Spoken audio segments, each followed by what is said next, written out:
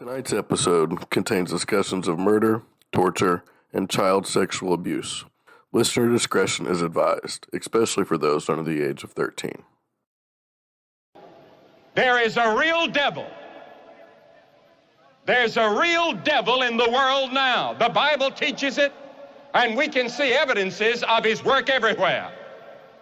And all of us that are living the Christian life meet him every day. Because we're in a conflict, not with flesh and blood, the Bible says, but with spiritual forces, principalities and powers, and rulers of the dark places. There is a devil, and there are demons. And I want to talk tonight about the devil, Satan is real, and demons, in spirit, you can see and witches, and hear him in and this wizards, world every day. and demons, Satan is real, and wizards. working with power And I want to talk tonight about the devil, you and lead you astray.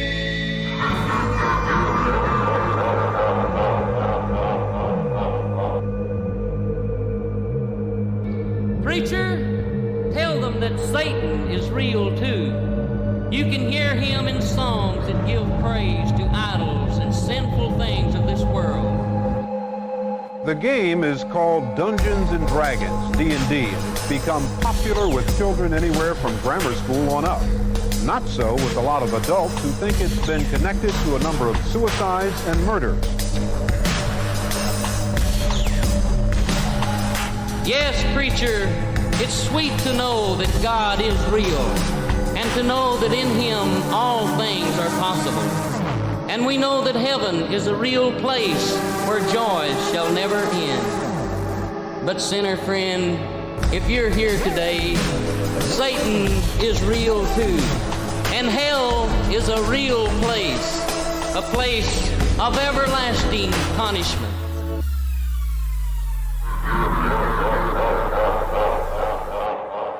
and I want to talk tonight about the devil,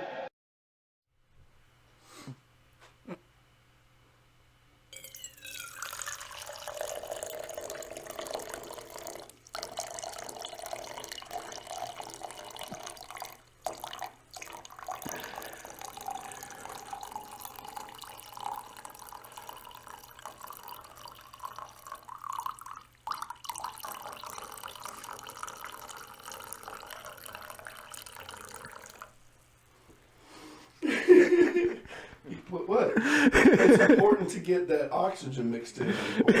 And you gotta think all that cold air coming across the coffee, it helps cool it a little, you know, it's less blowing you have to do. Plus how it's what our listeners are expecting, you know. I don't see the problem. Right? I didn't say that was a problem. Why you admitting to a problem? Some kind of deep psychological push trying to come out there or something, man. Welcome to Stoner's Point Podcast, the only podcast that is lit 100% by hydro grow lights. Special shout out to Mars Hydro brand for their lighting. Yeah. And a secondary little tiny disclaimer. If you're easily offended, sit down, shut up, and listen any damn way. Yeah. And this one's got some fucked up shit on it. But luckily, you know, I already knew about it, so like studying it didn't give me nightmares. How'd you fare, Mike? Oh, well, there's some really twisted shit, but not actually to deal with the particular topic, but kind of as a side effect of the topic. Some really fucked up shit come out. And two particular stories really, I was kind of hoping to avoid shit like that after the whole rundown of the mass shooters and stuff, man. I mean, you know, it was... It's hard to swing a stick without finding child murder and sex abuse. You know? Sadly. Goddamn. Yeah. It's like everywhere you fucking look. It's a real problem.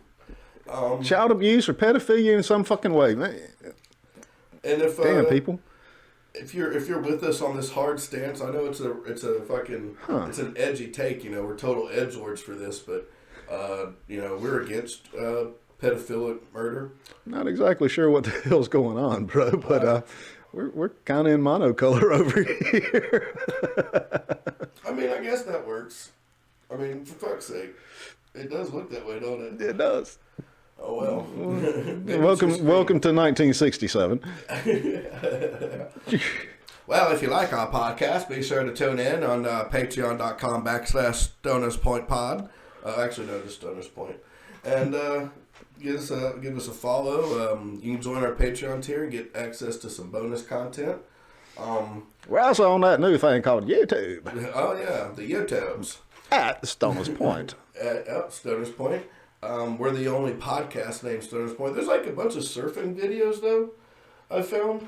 And yeah, there's a couple of Facebook groups that have it as well, but they're inactive. Apparently, they didn't even consider themselves as good stoners. And I guess they got to the point. We're not much of point getters. Yeah. I can always find more shit beside that point. It always leads to another point. Yeah. But I am curious as to exactly what setting we've got here to do this, because I like it. We are a member of the Nifty Rocks Media Production, which is also ours. On Nifty Rocks Media, when we get a website, that'll be one day, you'll be able to find our sister podcast, Charlie Manson's Fanny Pack, with me and my wife. There's also going to be a new show upcoming that is a continuation of an old patron-only show I used to listen to called Bible Babble with your pal Dave from our the boys over at Necronomipod. And I reached out to him this week, and he actually gave me the go-ahead to continue his fine work. I'm thinking about naming it The Unevangelist, but I don't know. There's other, I've been thinking about also the word inerrant. Because the concept is I'm just going to start with Genesis, and I'll just point out nonsense shit in the Bible. And I'll be talking about current events with pastors and televangelists and the Christian nationalist movement that's rearing its head. And yeah, I'll be working on that eventually. That'll be coming to you soon. Any more business before we get down to it? Well, I don't know, because the show's brought to us by absolutely nothing, which is a pretty good product, because, you really can't be disappointed in nothing. Listen, because you can't have any expectations out of nothing. If you want a product... And nothing costs you, it's absolutely free. It's never going to let you down. You're not spending any money and giving it to like fascist corporate overlords.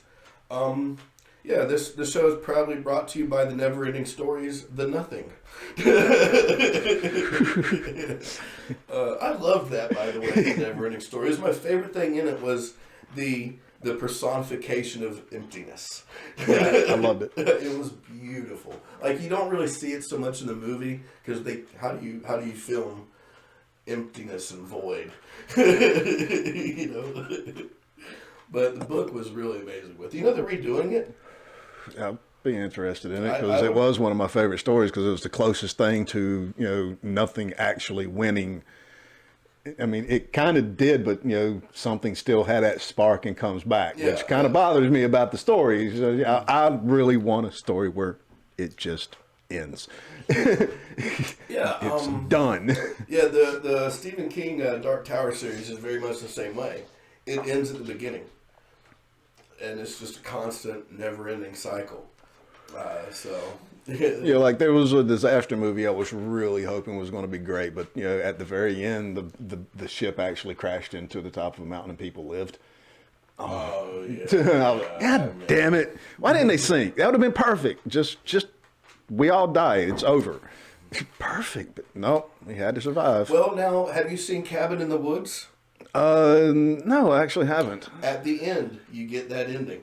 You get that ending, and you need to go to like Lovecraftian horror to find those endings. Sci-fi doesn't have many of them. Well, you never find it in any kind of pop culture. No. Yes, for some reason, horror is as pop culture as it's ever going to be, and it's still kind of fringe. Speaking of pop horror, Today's topic is The worst pop culture movement ever to show itself in the Americans, other than, the oppressive ones. well, it was an oppressive one. Well, racial oppressive ones, I should say. Oh, clarify. well, Let's go ahead and clarify it all the way. Yeah, that's the one I'm after. That was definitely the worst one to rear its head in the Americas, but, this one, wow, for a pop culture movement, this was horrible. Yeah, so today we are talking about the satanic motherfucking panic. A patron voted topic. Thank you, Dustin.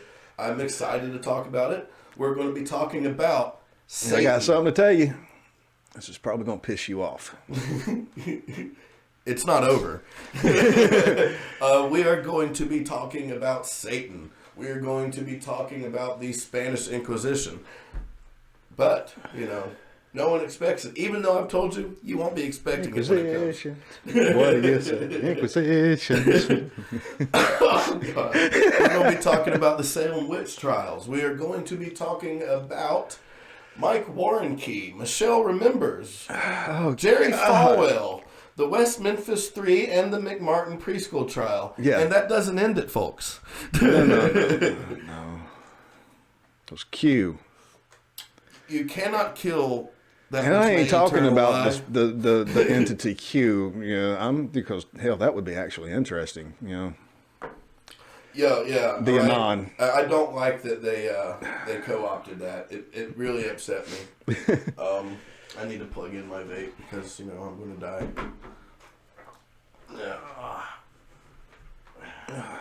Yeah. Artificial drugs. Hey, look, I ain't smoked a cigarette in 3 days now, so my hands are already sweating though. Yeah. So, well, without further ado, I guess we can get on into it. Satan. So we're actually going to start at the panic, the rise of the panic, and then we'll go back into the background of it, folks, and show you where it actually starts. Because the satanic panic, as a pop culture thing, had a beginning, fairly recent history. The panic of Satan himself, or itself, or what self, that started a long time ago.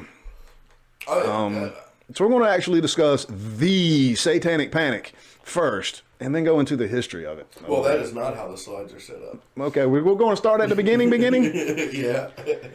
In the beginning, God created the heavens and the earth.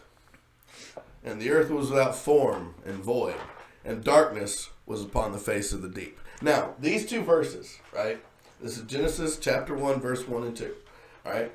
In between these two verses, how could God create something and it be without form and void? What happened? Well, there is a book of the Bible that was taken out called the Book of Enoch.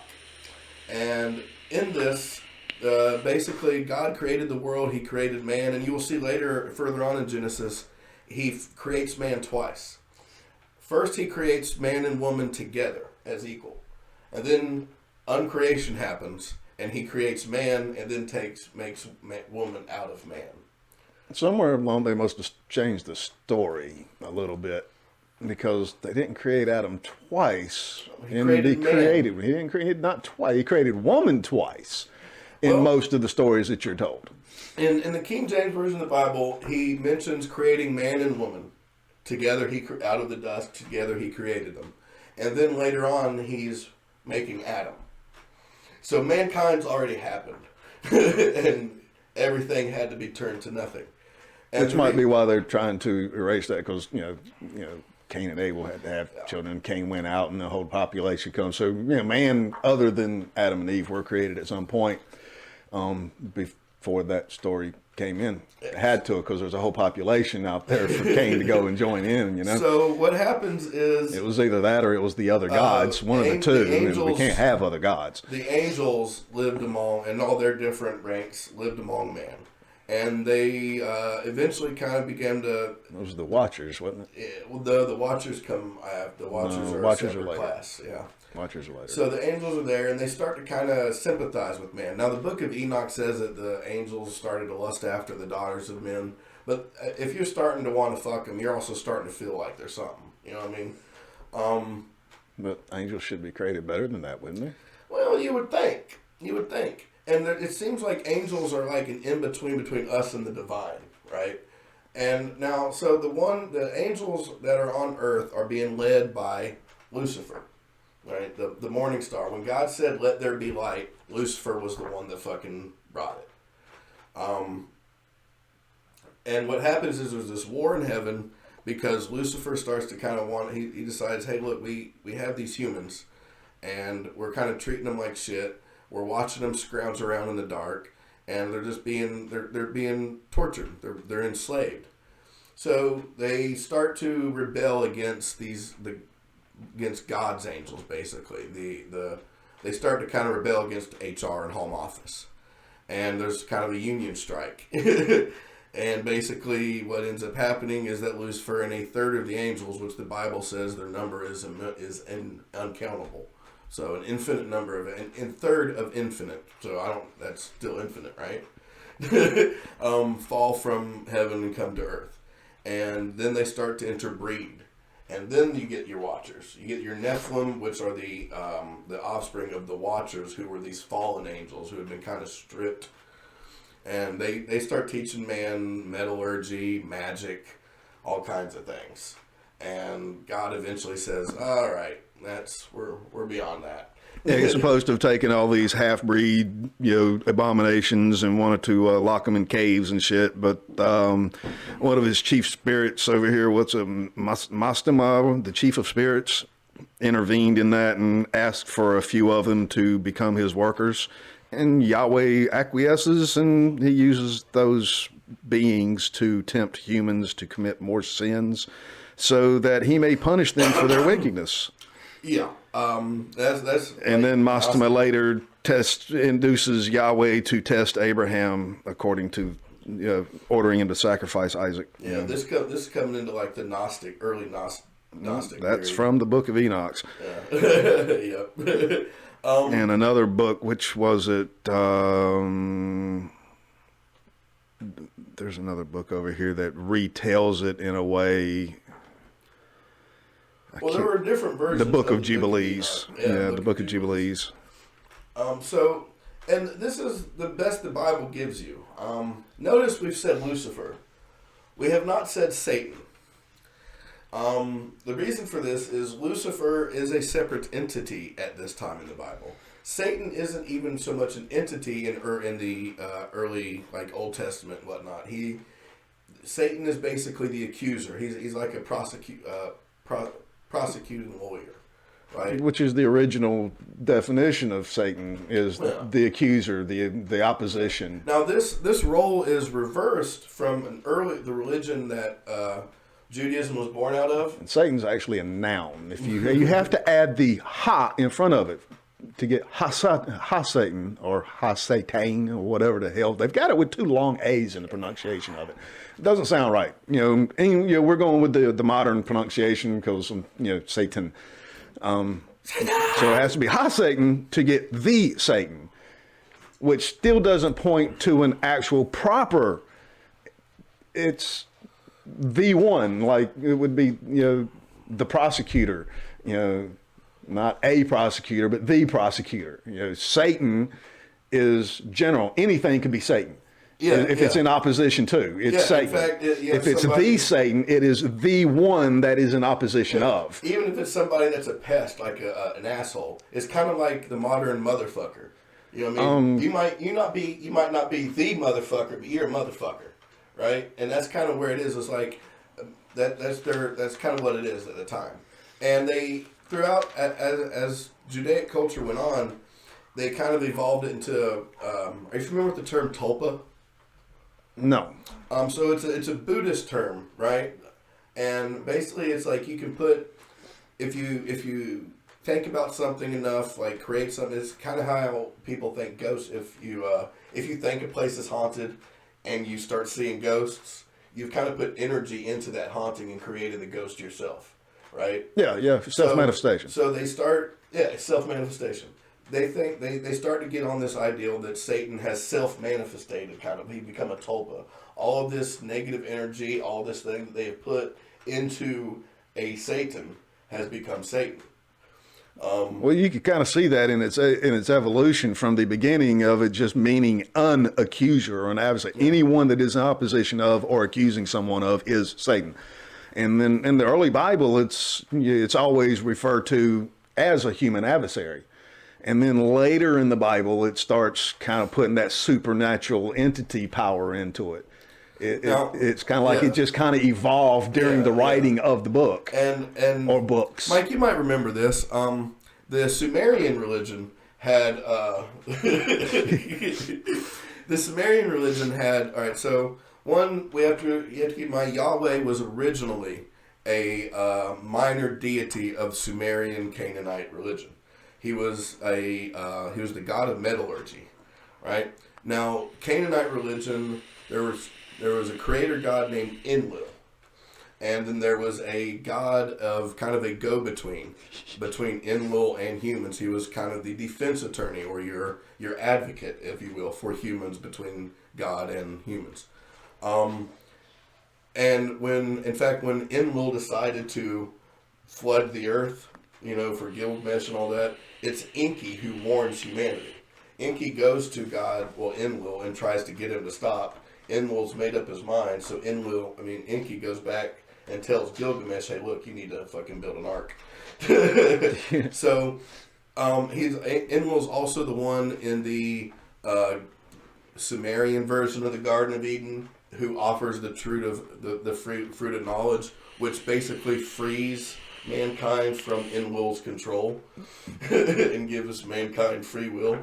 So this is where you get the serpent in the garden. Nowhere in the Bible does it say that the devil, Satan, tempted Eve. It was a serpent in the garden. Yeah, it doesn't even call it a Satan. In any way, in any one of the definitions. Any representation that the Sumerians made of Enki is kind of almost like a reptilian. Like, you've seen the Anunnaki pictures. Yeah, I've seen that. The reptile one is Enki, right? So that's where you get that. That's where we get the first ideal of God and the devil. You know what I mean? And the devil in this one is not evil. So when the Hebrews left Egypt and took the Yahweh God and made it their Enlil, their principal God, something had to fill Enki's place. Couldn't just be an idea anymore. Well, I can't even from the Bible's actual representation of it, I can't even say that version of the adversary, the Satan, was bad. That he was evil in any way. Not at all. He just has a different role to play. It's his job. And get this right. We don't like it, but it was his job. Is what he was made for in this particular story. Say you're a toddler, or say you're a parent and you have a toddler, right? And you put a toddler in a room full of toys, and you put the prettiest one, you cover it in fucking like touch poison, and you tell it, hey, play with any of these toys, but not that one, or you'll die. If that toddler dies, is it the fucking toddler's fault? Or the person that put it in the room. And we're the toddler in this, right? Yeah. The toy is this tree of life, and God is the parent. Yeah. If God is that, if our parent is a fucking psychopath, we need someone from Child Protective Services intervening for us. So yeah, exactly. How did this get twisted into evil? Motherfucker did humanity a favor, and if you look at it as an actual, we could have been living in peace and in gardens and fucking walking around naked, and not a care in the world. I actually think that the Garden of Eden story is kind of an allegory to us recognizing that there was a time of hunter-gatherer living in the forest with nature that moved into agriculture, right? Moved into civilization. And I think that's what the Garden of Eden was. It was mankind in its tribal early hunter-gatherer form. And when we were cast out from the garden, is because we left that behind and started agriculture and shit. And like that doesn't even clash with the biblical telling, not one bit. It's just the number of people involved is the problem, you know. So yeah, that's the earliest Satan. That's the Old Testament Satan. There really wasn't one. It was a role, not so much a person or a deity. But then you move on into the New Testament. Yeah. New Testament Satan. Mike, you did, well, you know what? Before we go into New Testament Satan, let's back up. We need to talk about Old Testament Satan, Old Testament God, and this poor little man. This poor, faithful little man. You want to start talking about Job? Hast thou considered my servant Job? Yeah, this is a little weird. It's an interesting little story. Supposedly, it's the story of the sons of God presenting themselves before Yahweh.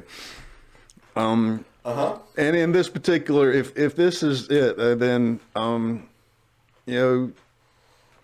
story kind of goes that his counsel came in, and he asked a particular one, the Satan, where was he at? And he was just, I was roaming the earth. Yeah. And it's like, well, the Lord and said why he was roaming Satan. the earth was to looking for, men, wicked men. He's like, that would fall from the grace of God or, to question God or whatever. And, Yahweh asked him, have you considered my servant Job? Yeah. All right. So Job chapter 1, verse 7. And the Lord said unto Satan, whence comest thou? Then Satan answered the Lord and said, from going to and fro in the earth, and from walking up and down in it. I've actually heard preachers talk about that, and I agree with them. Going to and fro on the earth means moving across the earth. Going up and down means going through like your different like heaven, hell, earth. Of course, at this time there is no such thing as hell. There's a Sheol, a kind of a gray place, similar to like the Greek underworld. Well, I'm kind of still, on the fact that, he supposedly had dominion over the earthly kingdoms. So, yeah, he was just running around through his own domain. Kind of when he was cast down from heaven. And the up and down maybe from the pauper to the prince. Yeah, through the up and down it could be, but it seems like it's more like laterally through like the different dimensions. Well, he's there looking for wickedness, looking for those that would oppose God. Well, it doesn't really say that. It says he's just been wandering around looking at shit. And then why would the conversation become having considered Job? God wants to have this opportunity to poke at him. In verse 8, and the Lord said unto Satan, hast thou considered my servant Job, that there is none like him in the earth, a perfect and an upright man, one that feareth God and escheweth evil. Satan, so that implies that Satan is down there looking for. I think it's more of he's like, yeah, I just been around looking at shit, God, and God's like, hey, have you what do you think about Job? Kind of like somebody showing off their new car, Satan answered the Lord and said, I can flip him. Satan answered the Lord and said, doth Job fear God for naught? Hast not thou made a hedge about him, and about his house, and about all that he hath on every side? Thou hast blessed the work of his hands, and his substance is increased in the land. But put forth thy hand now, and touch all that he hath, and he will curse thee to thy face. And the Lord said unto Satan, behold, all that he hath is in thy power. Only upon himself put not forth thine hand. So Satan went forth from the presence of the Lord. Now, this is basically saying, you can do whatever the fuck you want to him, just don't kill him. Yeah. Now that kind of tells me that he created this entity that the Satan has now become. And I take that as a job title, the Satan. Yeah. The, Well, no, and this is actually the first mention in the Bible of a separate Satan. Well, but it could be like doctor or reverend. Right. But, this is the person that the prosecutor. And that's kind of the role that they actually give him there, is that he is the one that is the prosecutor in the trial when you go up there to see if you're judged and worthy. This is the person that's saying, but this is all the bad shit they've done. Look at this. And, you know, that's the Satan. He's the prosecuting attorney of heaven kind of a deal. That's kind of what I'm picking up out of the stories that represent this is how Satan came in. Some actually call him the angel of death because he is apparently able, if he wanted to actually kill Job. To the point where Yahweh has to tell him, no, don't kill Job. The angel of death is actually a separate entity. The angel of death's name is, I want to say it's Gabriel. I think it was Gabriel, maybe Raphael. But the angel of death is a specific entity. Or do all the angels actually have the powers to kill? I think each one has very specific jobs and very specific abilities to those jobs. But if the angel of death is the only one that has power over life and death other than God himself, supposedly, which is what Jesus would because of the whole Trinity, but that's kind of a whole nother... During the Exodus, there's a whole thing of, like, the angel of death is the one... Bro, you don't have to give me my lighter. This is why we don't... Where the hell... You borrowed my fucking lighter last time. I've got this one. Or did I hide my fucking... I hid my damn lighter. All right, see? Yep. So that's the problem with having that thing, that mentality. But the problem with a loan and a lighter is, you know, you get that mentality. I mean, I can't argue. Jesus, what I was... Oh, yeah. We were talking about Job, angel of death, yeah. In the Plagues of Egypt Exodus story, the angel of death is the one remember, that kills... Satan is not a name. Satan at this is the title. Could the angel of death... whatever, Gabriel, if it is, I can't remember their names and they're all their roles, but could that be, because he has the power to kill, could that have been the one? Is he the Satan at the time? Maybe they all rotate into being the Satan. What happens is delegation, and you see this elsewhere in the Bible, where certain angels are sent to do certain things. I think what happens is that he gives Satan delegatory powers over all power. But which one is Satan at this particular point in time? Satan is a role. Yeah, I mean, you'd have to assume Lucifer because he's doing Lucifer's job, right? You know, he's moving all around the world, bringing light everywhere and stamping out darkness. He's going back and forth between God as liaison. He's taking on. He's doing Lucifer's job, so. It'd have to be Lucifer. So Satan at this point would have to be Lucifer with the delegatory, structure of... So all the angels, or at least, at least two different ones would have the power to actually kill humans at will. I still think it would be you delegate that, you send that command to the angel of death, he carries it out. Well, this ain't... You wouldn't have to mention you can do this, but don't kill him. Yeah, because he's unless he had the option to. If he doesn't, if you have to grant him the power, he does say, "Do not reach thine hand out." So, I mean, yeah, I see what you're saying. I mean, you wouldn't have to tell somebody not to do something they're incapable of doing. So let's start talking about what happens to Job now. And remember, all of this is done because God withdrew and gave permission. Yeah, it wasn't because somebody came in there and just wanted to be wicked and evil. Did it. He was told to do it. There came a message. Oh, there was a day. It wasn't even his idea. When his sons and his daughters were eating and drinking wine in their eldest brother's house, and there came a messenger unto Job and said, "The oxen were plowing, and the asses feeding beside them, and then the Sabians fell upon them and took them away. Yea, they have slain the servants with the edge of the sword, and only I am escaped alone to tell thee." While he was yet speaking, there came also another, and said, "The fire of God is fallen from heaven, and hath burned up the sheep and the servants, and consumed them, and only I have escaped alone to tell thee." While he was speaking, there came another, and said, "The Chaldeans made out 3 bands, and fell upon the camels, and have carried them away. Yea, and slain the servants with the edge of the sword, only I have escaped." While he was yet speaking, There also came another, and said, Thy sons and thy daughters were eating and drinking wine in their eldest brother's house. And behold, there came a great wind from the wilderness, and smote the four corners of the house. It fell upon the young men, and they are dead, and only I have escaped alone to tell thee. And Job arose, rent his mantle, shaved his head, and fell upon the ground, and worshipped, saying, Naked I came out of my mother's womb, and naked I shall return thither. The Lord gave, and the Lord hath taken away. Blessed be the name of the Lord. In all this Job sinned not, nor charged God foolishly. Job chapter 1, verse 13 through 22.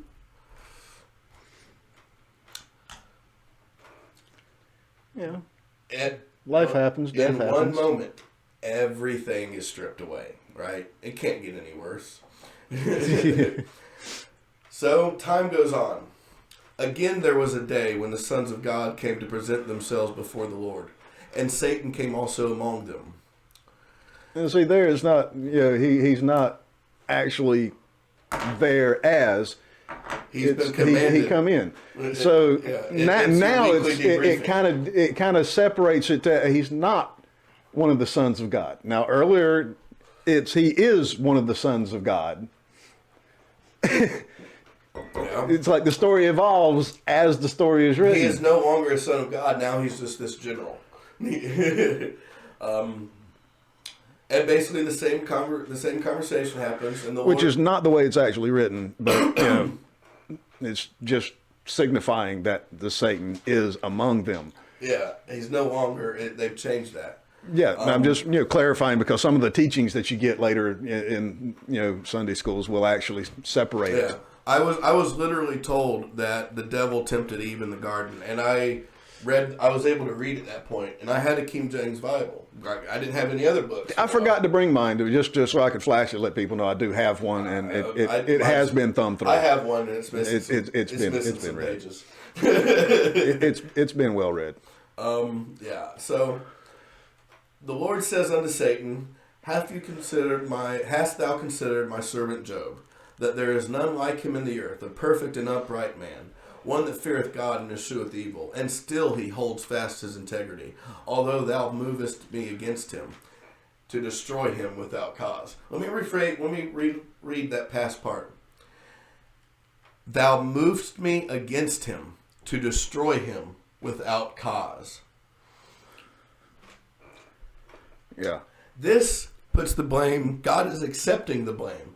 I have moved against him and have destroyed him without cause. He doesn't say, you've caused me to move against him. He doesn't say no. And Satan answered the Lord and said, Skin for skin, yea, all that a man hath he will give for his life. But put forth thine hand again, and touch his bone and his flesh, and he will curse thee to thy face. And the Lord said unto Satan, Behold, he is in thine hand, but save his life. And Job gets boils pretty much everywhere. And is suffering miserably, scraping himself and rubbing himself with ashes, trying to stop the itching and the miserable pain.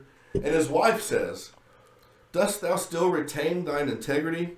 Curse God and die. And he said unto her, Thou speakest as one of the foolish women speaketh. What, shall we receive good at the hand of God, and shall we not receive evil? In all this, Job did not sin with his lips. So even back then, it was like, yep, God created that and evil. God is the reason for good. He is also the reason for evil. Yeah, that gets overlooked a lot in certain cases. And if you're going to believe the earth is 6,000 years old and that a man was swallowed by a fish and lived for 3 days, then you need to believe every single word. Well, yeah, I mean, that's just one of the dick moves of God. Making a man get swallowed by a fish. And then torturing Job. And then Job... Well, allowing Job to be tortured. Job goes emo at this point. He opens his mouth and he cursed his day. Let the day perish wherein I was born, and the night in which it was said, There is a man-child conceived. Let that day be darkness. Let not God regard it from above, neither let the light shine upon it. Let darkness and the shadow of death stain it. Let a cloud dwell upon it. Let the blackness of the day terrify it.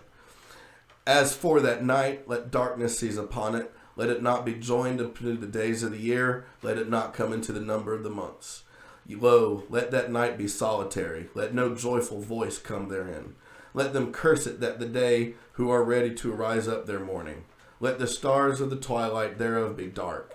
Let it look for light, but have none. Neither let it see the dawning of the day.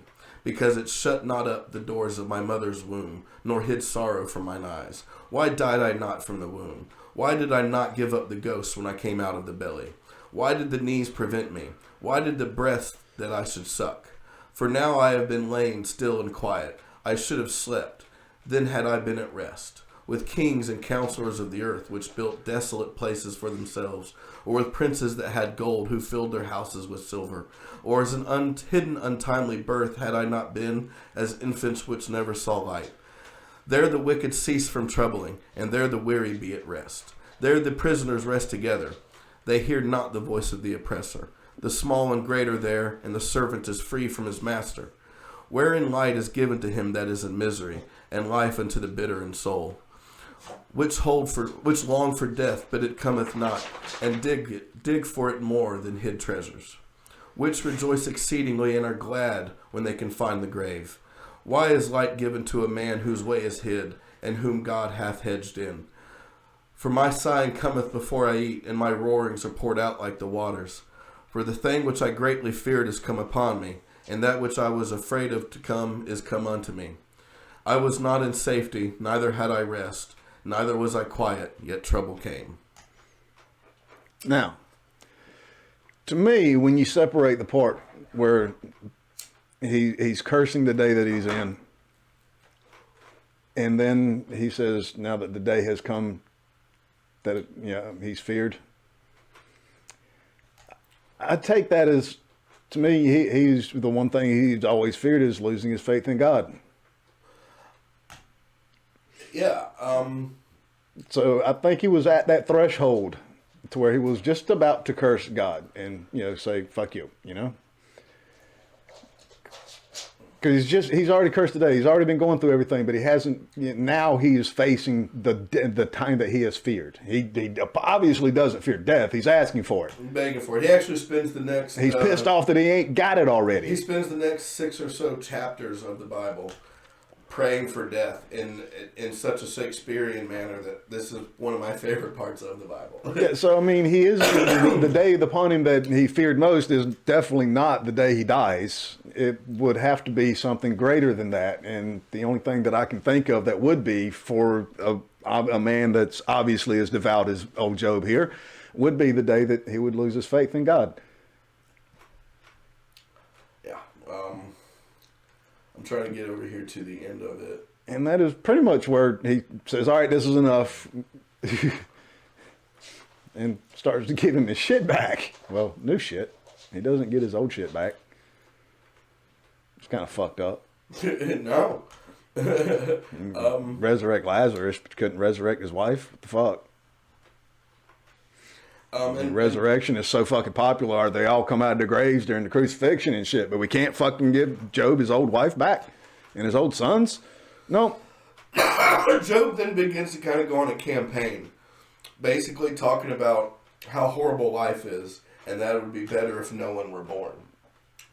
That the best hope for if this is the world that we live in, the best hope is for people to not have any children, to not plant any fields. Everybody else should also just lie down and die. Which shows me he's lost his faith. For instance, chapter 31, verse 2. For what portion of God is there from above, and what inheritance of the Almighty from on high? Is it not destruction to the wicked, and a strange punishment to the workers of iniquities?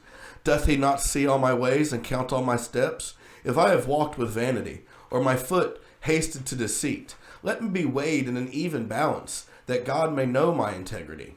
If my step hath turned out of the way, and my heart walked after mine eyes, and if any blot hath cleaved to mine hands, then let me sow, and let another eat. Yea, let my offspring be rooted out. If mine heart had been deceived by a woman, or if I had lain wait at my neighbor's door, then let my wife grind unto another, and let others bow upon her. For this is a heinous crime. Yea, it is an iniquity to be punished by the judges. For it is a fire that consumeth to destruction, and would root out all mine increase. Does that not tell you he's turned away? He hasn't turned away. He's wondering what he did. He's saying that it would be better if not. He's sitting there. He's basically been gaslighted. He thinks that he's done something wrong, and he's just going around and like, I've done nothing wrong, and look, God is angry at us. We have sinned against God. He's saying if we're going to go through all this shit and this shit's still going to happen, then there's no fucking reason in even existing. He's also saying that. Exactly. There's no fucking point. And when you're saying there's no fucking point, then you've lost faith in the ways of God. Then the Lord answered Job out of the whirlwind, and said, Who is this that darkeneth counsel by words without knowledge? Gird up thy loins like a man, for I will demand of thee, and answer thou me. Where wast thou when I laid the foundations of the earth? Declare if thou hast understanding. Who hath laid the measures thereof, if thou knowest? Or who hath stretched the line upon it? Whereupon are the foundations thereof fastened? Or who laid the cornerstone thereof? When the morning stars sang together, and all the sons of God shouted for joy? Or who shut up the sea with doors when it brake forth, as if it had issued out of the womb? When I made the cloud the garment thereof, and thick darkness a swaddling band for it, and I brake it up from my decreed place, and set bars and doors, and said, Hitherto thou come, but no further, and here shall thou proud waves be stayed. Hast thou commanded the morning since thy days, and caused the dayspring to know his place? That it may take hold of the ends of the earth, that the wicked might be shaken out of it? It is turned as clay to the seal, and they stand as a garment. And from the wicked their light is withholden, and the high arms shall be broken. Hast thou entered into the springs of the sea? Or hast thou walked in search of the depth? Have the gates of death been opened unto thee? Or hast thou seen the doors of the shadow of death? Hast thou perceived the breadth of the earth? Declare if you knowest it all. Where is the way? Where is the way where light dwelleth? And as for darkness, where is the place thereof? Basically, he goes on like this. In other words, shut the fuck up, you whiny little bitch. Yeah, I did this shit. It's my sandbox. I'm playing it however the fuck I want to. Whatever. I do what I want. It was at this point in my childhood that I abandoned the God of the Old Testament. You mean you have taken everything from me? You have tortured me physically, mentally, spiritually? And my only answer that I get, which is better than most of us. Most of us don't even get that. The only answer I get is, fuck off, you little pissant. Which, to my thinking, Job should have said... I mean, yeah, between that and the whole Egyptian fucking story, man, it was... Let me put them studio snacks there. Mm-hmm. You ain't getting no money from me, bitches. You ain't getting put on camera if I can help it. No. Oh, look, a nondescript package. I'll take one of them, too. Absolutely. Thank you. But fuck yeah, man. But between the story of the Pharaoh and Job, I was looking, no. Wait a minute. Which one's the evil? Right? But this is the first mention in the Bible of Satan. And from the story, I don't have much to worry about from Satan. It's his boss that kind of sucks. Right? So, in the New Testament, that changes.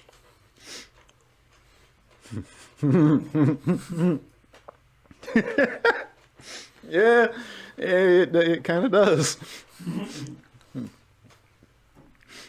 All right, people starting to get pissed off with me. Let me recreate me.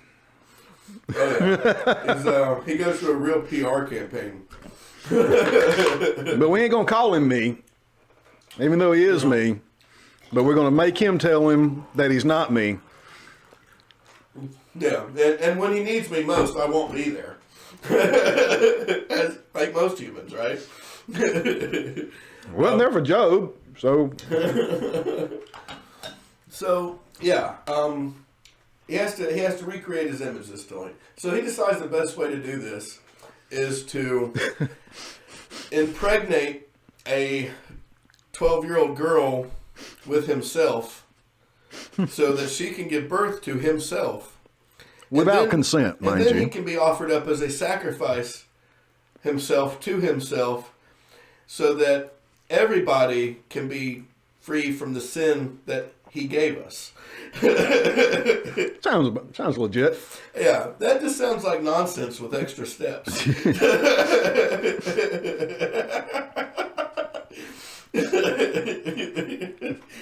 Oh. But now there's a personification of good in the world. And that would be Jesus. Yep, good old white Jesus. Just a white Anglo man wandering around in the Mediterranean with all his white Anglo followers.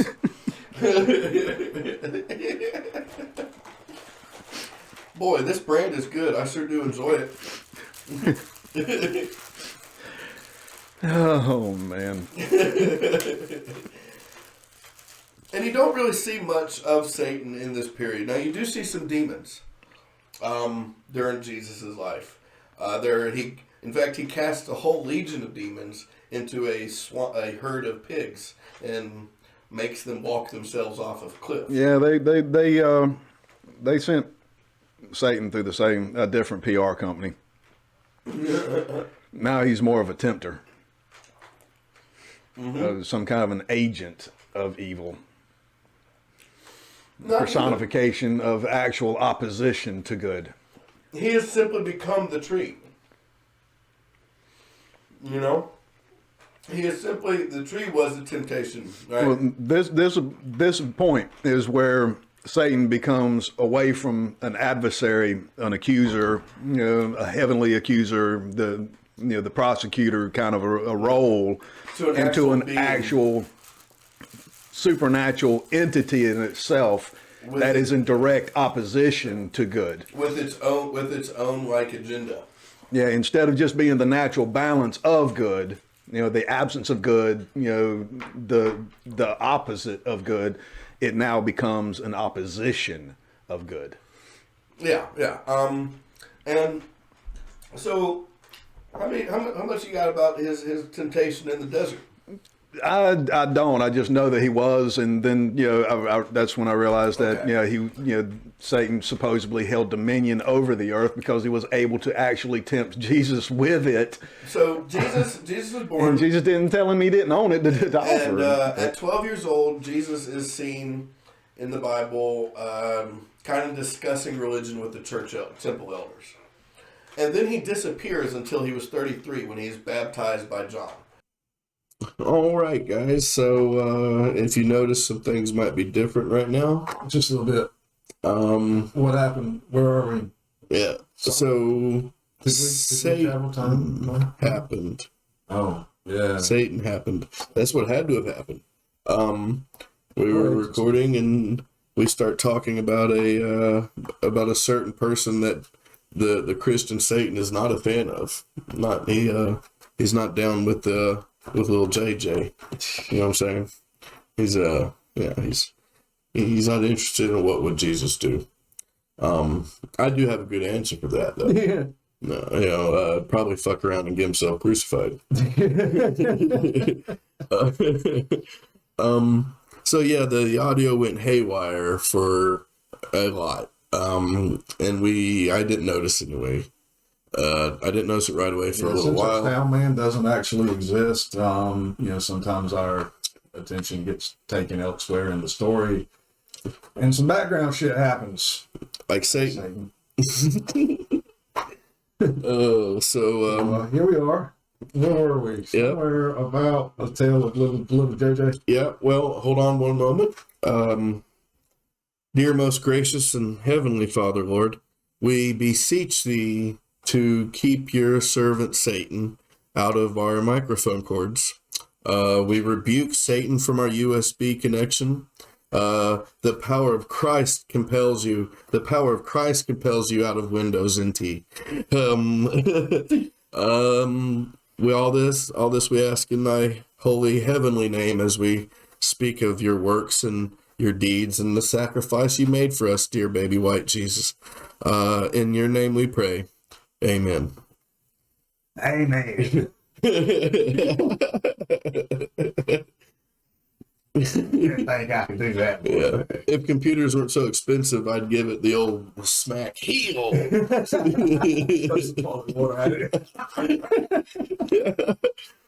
Oh boy. Why not? You need to sue the church this day and age. Go find the computer system. So where we left off, Jesus was 12, right? Yeah. I'm just thinking of the people calling us blasphemous heathens right now. Good.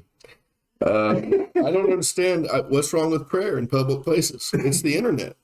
You know, what's wrong with prayer? If you can stop my prayer. Oh boy. So Jesus is 12. And For some reason, has decided to go on the desert. well, no, this is before that. He disappears at 12 because he gets into an argument with the temple elders of like the Jewish temple. Oh, what else are you going to do in that time? Everybody wants to fucking desert. Yeah, and he chose Seems to be the hip thing to do. he either goes to Egypt or India. I like the India story. It kind of fits. Both got quite a bit of desert. They both got quite a bit, and there's quite a bit of desert between Nazareth and India. Quite a bit, a lot of sand. And also earlier I mentioned that Jesus had run afoul of the Philistines. That is not correct. David ran afoul of the Philistines. Who Jesus ran afoul of is the Pharisees. Yeah, so you can possibly understand how I'd misunderstand or transpose the names. Yeah. They're irrelevant groups of people to me. But, you know, That both start with and it ends with the eens. well, you know. So, anyway, he comes back. He starts his ministry doing fucking miracles and shit. And he does a lot of cool shit, you know. He heals the sick and brings the dead back to life and casts... Except Job's wife. Moment of silence for Job. Or his wife. Or, well, she's still there. In fact, there's like a pillar of salt in that part of the desert that they say is Lot's wife still to this day. I know, it's ridiculous. A little bit. And boy, they like to point to the city that they're saying is Sodom now. And they're like, oh, look at all these huge sulfur deposits at this archaeological site. This is unusual. I mean, not really. Well, you know, the old translation of the name Sodom and Gomorrah actually translate into burned and buried. Yeah. You're not going to find it. Just the names. You named the city after what was going to happen to them, or the cities were named because of what happened to them. So, yeah, and you know, and Sodom and Gomorrah is interesting because you got like angels walking around in the city looking like people that everybody in the city's trying to fuck, and like they get to Lot's house to kind of warn Lot what's going on, and these people from the city are like banging on his door like, we want to know them, we want to fuck their brains out, and he's like, no, here, take my virgin daughters, and they're like, no, we want them. The holiest man in Sodom. yeah, this is who he saves. Yep. So yeah, he does all these things, and he's pissing off the ruling class of the head of the religion of the Jewish faith, and Rome at the time is in control of the area, but they kind of let the Jewish do their thing and kind of help them, and because you know they're the ones primarily like they're the underhanded ones, you know, they're the ones that the Pharisees are the ones that are like paying the political contributions, so to speak, you know. They're like your super PACs for the area. So yeah, I guess we can start talking about Jesus' side, and let me go bounce out in the desert for a while. And while Jesus is in the desert, let's hear about some other things Satan did to his followers during this time. Oh, I mean, well, one of the deities did it. The bears, and you got the apostles. The apostles are, well, I don't know exactly what that come into it, but yeah, if we're going to talk about who's who on that, let's see if I can find that again. Yeah, because it's not that one, you stupid phone. I had you up here. Yeah, that one. Yeah, I'll just research it right there at the touch of my finger if you touch the right damn spot. How about that? You can do everything if you get that finger in the right spot. Uh-huh. Yeah. We're talking about who's keeping score of the horrible things, whether it was Satan doing all these bad things or, what actual bad things happened and who's actually at fault here. A bunch of dick-ass movies that come around. This guy named Elysius to start with. I don't know if y'all know, he's just a bald guy running that some kind of a prophet or something. He used to travel through towns or whatever. I don't know if he was a merchant or whatever, but he was apparently a man of God. Had some kids start to make fun of him and decided to curse the kids in the name of God. And all of a sudden, 2 she-bears come running out and started mauling children. And the best argument against that kind of shit when I talk to people about that is that there was no mention about the age of those children. They could have been young adults. Yeah. It's not like that makes that any better. Yeah, a young adult at this time is 12. Yeah, it doesn't matter if it was a bunch of elderly fuckers. It really, come on. You're just mauling people for making fun of a bald man. You're not making that story any better. Is roasting a death sentence? I mean, but... yeah, they either, but God didn't do it. He was cursed in the name of the God. It was his curse. Okay, so this guy has the power of God, and God allows him to do shit like that? Okay. Yeah. If you don't believe that, go ahead and read the story for yourself. And Kings, 4 Kings, 2, 23, 24. I'm sure, you get context from 20 to 28. But yeah, it's a big story. We just discussed one of them just a few seconds ago with turning Lot's wife to salt. She didn't do anything. There was an explosion and she looked behind her. Yeah, that was all it was. Or she forgot that she left the stove on. Well, I don't think that matters. Oh God, everything's burning down. Oh, I need to drop that stove though. Yeah, that was in the story of Sodom and Gomorrah in Genesis 19:26. But yeah, Sodom and Gomorrah burned and buried. Yeah, like I said, what the fuck's wrong with your naming system? Didn't know this, but God's got some people he don't like. He's got some limitations on who he accepts. You don't say. But there's some people he don't want in his church. Don't want them in his presence. These are people with blemishes, blind people, the lame, those with flat noses, dwarves. Yeah, he hates your people. What if it's like the J.R.R. Tolkien dwarves, though? Yeah, they were good folk. Well, maybe not according to Yahweh. They're not very good folk if you're a goblin. People with scurvy. So, he had problems with people with food issues. 8 limes for Jesus. People with bad eyes, with bad skin. Aren't all of these things God give to people? And those that have their stones broken. What does that really mean? Not exactly sure. So when I say a person ain't got no stones, I mean you ain't got no fucking balls. It means you're yellow, you're chicken, you're pussy. So you've got no will, you've got no fortitude. There's nothing, no substance to you. You've been broken, beaten. What So what does that mean in a biblical term? Because I've got no idea. Stones broken. Yeah, he seems like a pretty exclusive son of a bitch to me. Yeah, and all these things are things that supposedly God gave us, the gifts of God. You know, we're created exactly as God's supposed to be. So why in the hell has he got flaws that he don't like? Oh, it's even worse. Uh-oh. That is one whose testicles are injured. It could also be any kind of like birth defects. So literally, you ain't got no balls. Or, yeah, you know, while fighting a war for God, your testicles became injured and well. You know, horse stepped on and shit. Yeah. Yeah, it's literally that dumb. Yeah. Boy. Wow. Hey. Oh, man. The transgender community got to hate that. Yeah, look at them.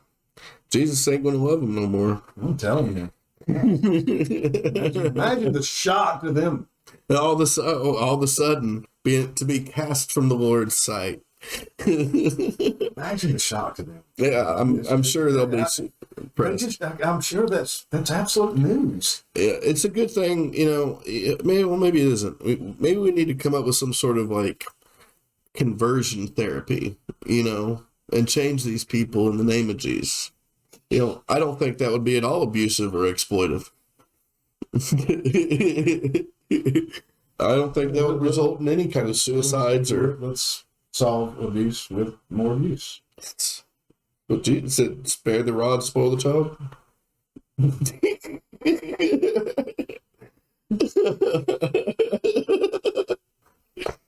It was okay. So throughout Somebody did something wrong. throughout the parables of Jesus during his teaching, there's he plays a character in these. He tried to kill Moses. He tried to kill everyone. On a long enough He did kill everyone. on a long enough timeline, the survival rate against God equals 0. He did kill everyone. And then he killed everyone but Noah's family. And cursed some of them. Yeah. Yeah, all that genocide, bro. Yeah. Plenty of genocide. Plenty of genocide. Ordering his underlings to kill their own children? Yeah. Not just Isaac and Abraham either. No. He didn't stop I one. don't know how to say his name. Yeah, Jephthah, yeah, however you say him, he actually had to burn his daughter at the stake. Japheth. Japheth, yeah, okay. Just so he could get on God's good side before he went into battle with the Ammonites. Genesis 22, 1 through 12, yeah. Just, you know, it's in there, folks. Yeah. Yes, I know I'm cherry picking. Y'all do it. Why can't I? I'm just cherry picking different parts.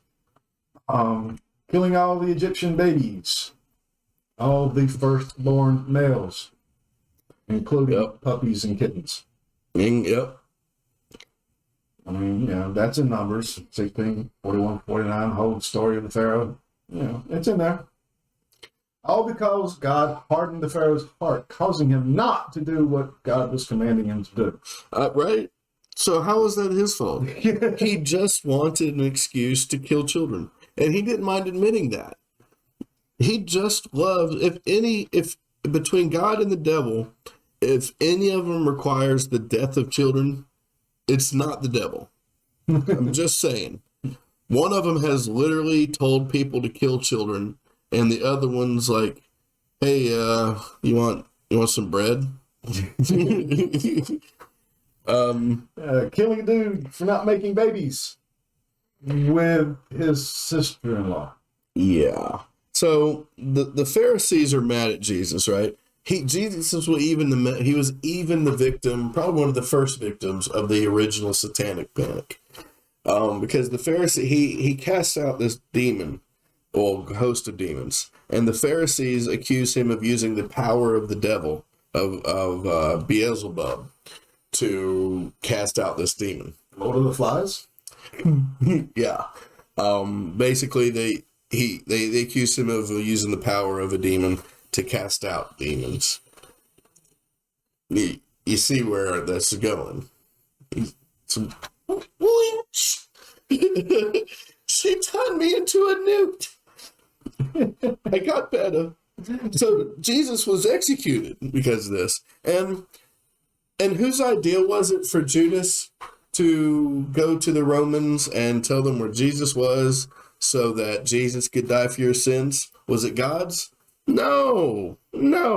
Satan possessed Judas and influenced him. Into him. Your eternal salvation is owed to Satan.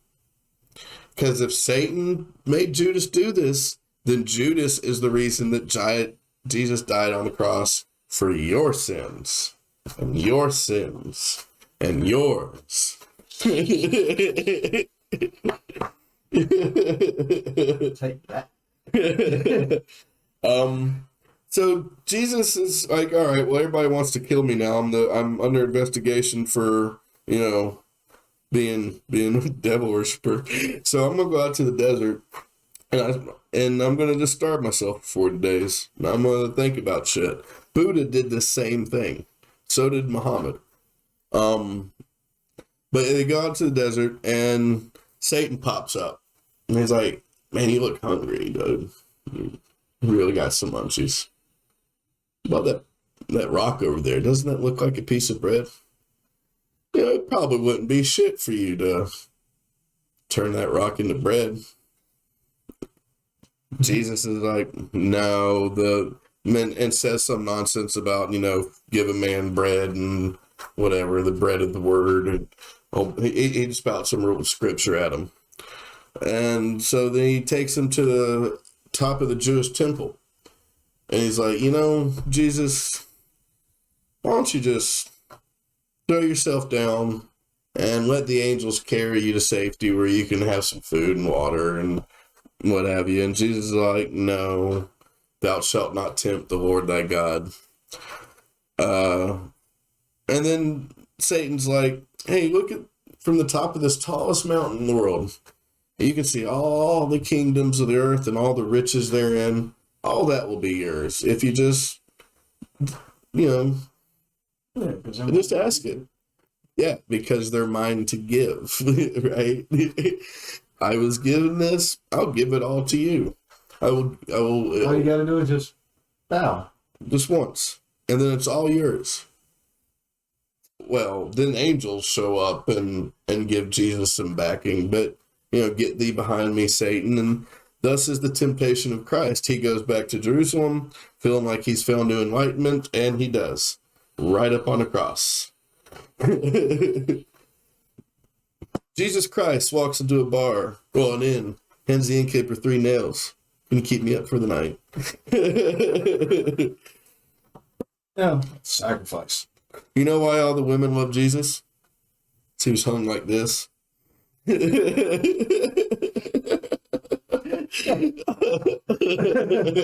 like that one. Oh, man. So Satan takes on this role earlier on in the church, but in the beginnings of the church, like the Holy Roman Empire and whatnot, Satan is kind of a buffoon. He's like the court jester almost. You're already safe with the church. The church is stronger than Satan. God is stronger than Satan. And so it's made people feel safe with them. Well, after a while, they need explanations for shit because the church ain't doing it no more. So they start saying, well, we got to blame someone. Yeah, every moral panic needs a devil. First, it's the Jews. There's the blood libel, and they first start killing off Jews. Well, once the Jews' numbers start to dwindle down and these problems aren't gone, well, it has to be something else. They're in league with somebody. It's the devil. That's what it is. That's what it is. And then nobody expects it.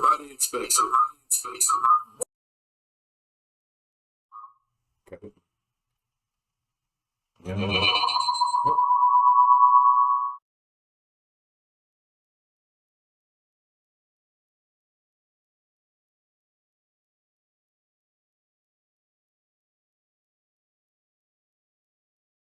Fucking nightmare. More Satan. Yet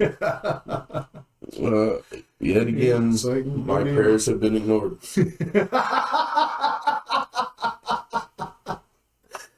Oh, yeah. That's about right, isn't it? Oh, man. You know, would it be the worst? So, anyway, we've moved our way up to something nobody saw coming. Oh, yeah, God kills, Satan thrills. So, through their changing idea of what Satan is, and their changing ideas of what Christians need in order to kind of maintain over them through the power of the church, the Spanish Inquisition. Yeah, this is a little bit after when the whole idea of Satan becoming, more than just an idea into an actual entity that has influence over everybody's lives. This is where that led. Yeah. Yeah, they would find people that had been accused, or people that were kind of outcasts, or Jews, or, Had a different idea. had a different idea, thought that the world was round, something like that. Liberals. Yeah. Pretty much. And these motherfuckers were actually drinking liberal tears, which they usually extracted by, like, skinning them alive, or burning them at a stake, or nailing them to boards, and, like, crazy shit. I've heard some of the torture methods involving, like, rats and, like, metal bowls. Yeah, if you can imagine it, they probably did it. And what the whole concept was, like, if you confess, you get a swift death. And if you're not confessing, it's just because you're a liar. So if they torture you, the demon just denying it. Right. So if they torture you to death, and, like, they're able to kill you, then, well, apparently you were innocent, and you'll be rewarded in heaven. And if you're able to survive it, well, It's because of the demon in you was, forcing you to endure it, and, they needed to do more. Yeah. Nobody saw that shit coming. No. However, the Monty Python here, they bring up a good method. Witches burn, right? Well, what burns apart from witches? You mean logic was even a consideration? Well, let's think about this scientifically. Oh, hell. Right? Wood burns. So, logically, witches are made of wood. Now, you could test this by throwing them in the water and seeing if they float, but what else floats? A duck. So a witch should weigh the same as a duck. Now, this is off Monty Python, and it's a joke, but it isn't much of an exaggeration from their line of thinking. They believe in God is the good force in the world. Yeah. And in order to make sure that his kingdom is secure, we'll just torture the shit out of a bunch of innocent people. Why not? They end up making a instruction manual. Of course. The Malleus Maleficarum. How else is everybody going to be able to point out the evil? And until very recently, this book was the most, and by very recently, I'm talking like Civil War. This book was the second most, like, circulated book next to the Bible. I actually used to have a modern copy of it. It's why not? Yeah, it means the witch's hammer. And it's basically an instruction book on how to extract confessions from witches, different signs of witches. It brings into the court of opinion now this thing called spectral evidence, which basically says that if you're being cursed by a witch or you're being attacked by a witch, you'll be able to see, like, their specter, their astral body. That'd be really fucking handy. It would, right? Well, I could just accuse anybody of anything. I'm telling you. Think about, Nobody else can see it. imagine if tort law was a thing back in... I'm the only one that has an opinion in this. Because I'm the only one that knows. Yeah. So, by spectral evidence, you're good to go. Yeah. So who's got my money again? J.G. Wentworth. Yeah. I have to bring up a case. Oh, shoot. It's worse. Oh, yeah. And the Spanish Inquisition goes on. A lot of people die. It was pretty bad. And some people really liked that. And they brought it over to the New World with them. The Puritans. They brought this shit over to the New World. Yeah, fuck you. Until we get to this piece of shit. The son of another piece of shit who's had a cool name. His name is Cotton Mather, and his dad's name is Increase Mather. Now, Increase Mather was a minister in the New England Puritan, theocracy, basically, that they lived in. And his son was fucking nuts. So he gets hold of the Malleus Maleficarum, and he becomes kind of like a travel around judge for the state/church that exists at the time. And he goes to Salem, where these a few accusations of witchcraft have been. And this guy, he's the occult expert. He's the only one in the New World with a copy of the Malleus Maleficarum and who can read it. I mean, well, probably, yeah. As they say, probably one of the few that can read it. Yeah. And he starts hearing these cases and sentencing people to death, and it's insane.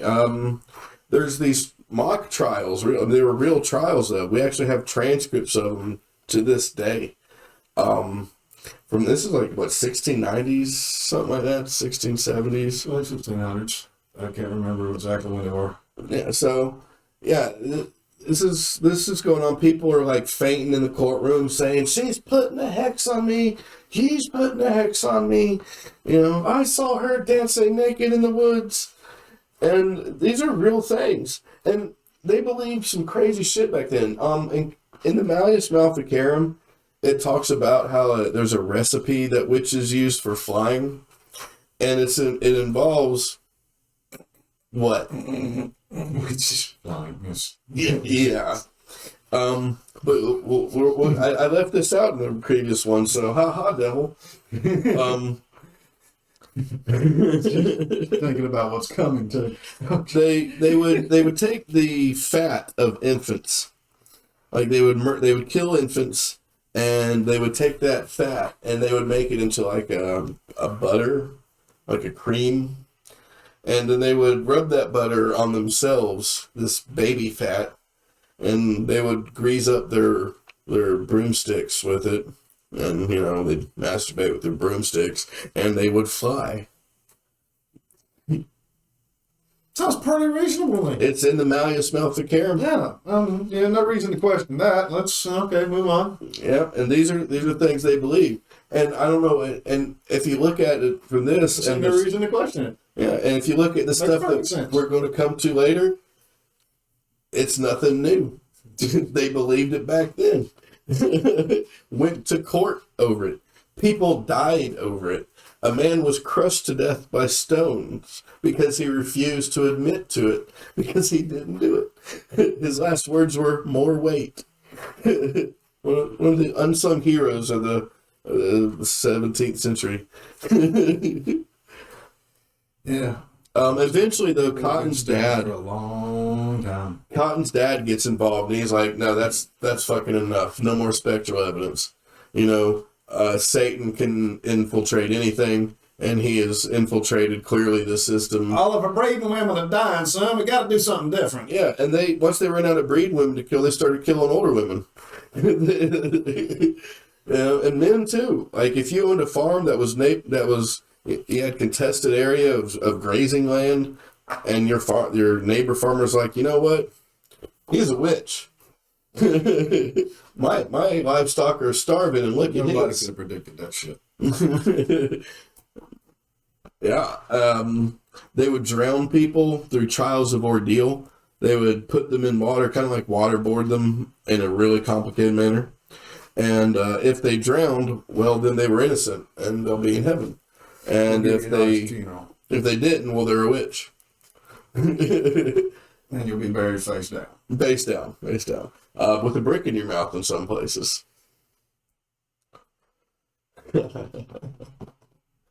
The Spanish Inquisition never died, man. It just changed places. And then, America gets freed from Britain and from the Puritans for the most part.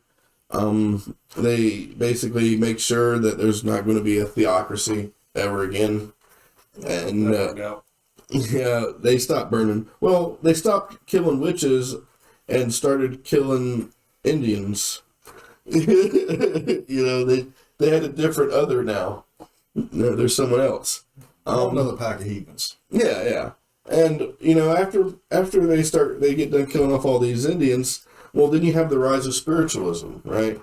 And this kind of brings new life into the occult and demonology and Satan and all that.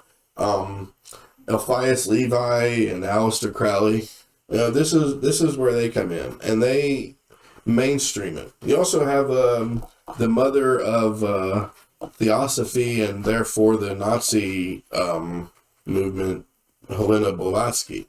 She's part of this whole movement. Crowley's history is a pretty interesting. Fuck yeah, he was well. he's a British spy. Yeah. Yeah. And Crowley, Definition, yes. These people kind of paved the way for the 20th century kind of New Age revolution, which gives us Anton LaVey and the Satanic Bible.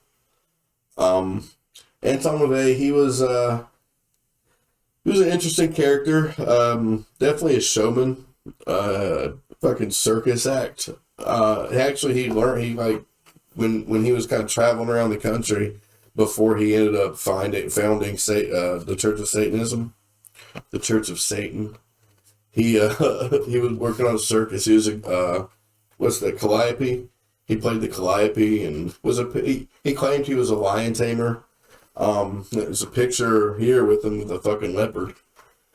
So I can't rule it out. But he was definitely a showman, and he developed this kind of like Scientology did, right? It was like a new way of looking at religion.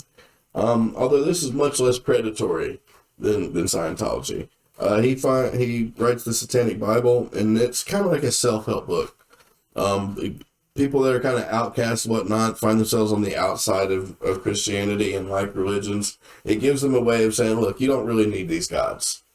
You know what I mean? You can be your own master. You can set your own fate. And that because one of the things, that's what Satan did in the Bible, right? And that the pride of Satan by declaring himself God, you've been cast out. You're doing basically the same thing. You're the God. You're the master of your own destiny. Because why should we, forbid ourselves from worldly pleasures if we were designed to find pleasure in the world? Right.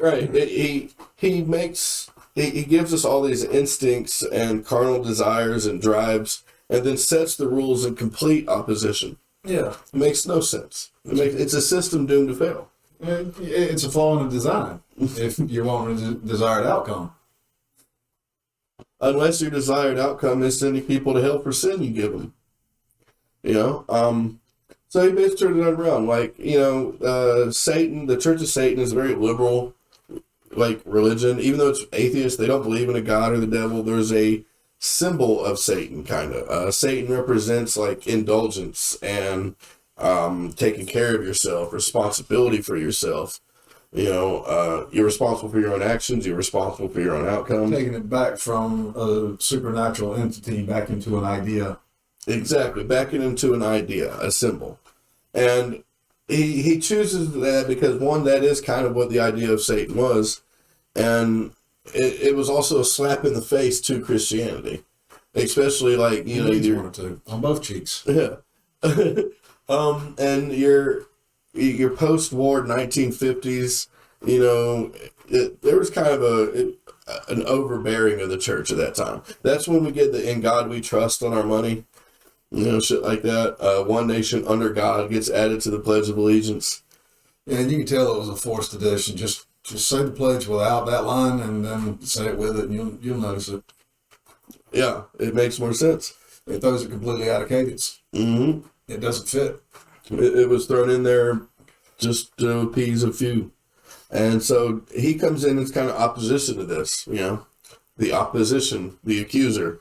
He wants to turn that upside down on its head. He basically just wants you to think for yourself. Be your own entity, your own master. This actually terrifies Christians. Of course it does. And also during the same time, right after the announcement of the Church of Satan existing, you have the Charles Manson cult murders, right? You also have like Rosemary's Baby out there. You got and so you have all this like true horror show shit with the Helter Skelter murders, and then you have like this satanic cult movie with Rosemary's Baby. And Anton LaVey actually did the voice of the devil in the old 1960s Rosemary's Baby. So, cool little factoid. But, yeah, so you have all this coming together. You got the birth of Satanic Church. You got Rosemary's Baby, like, becoming this huge hit. You know, Christian America is getting a little bit freaked out. And so they start being overbearing on their kids. They start pushing shit down their throat. And they also, at this time, you start getting this shit politicized. Right? Jerry Falwell steps in with his racist shit. He's the one who gave us private Christian schools because he couldn't think of any other way around segregation. You know. And to this day, works, right? To this day, Liberty University has a lot of ridiculous standards that are based on religious stuff. You can't be dating.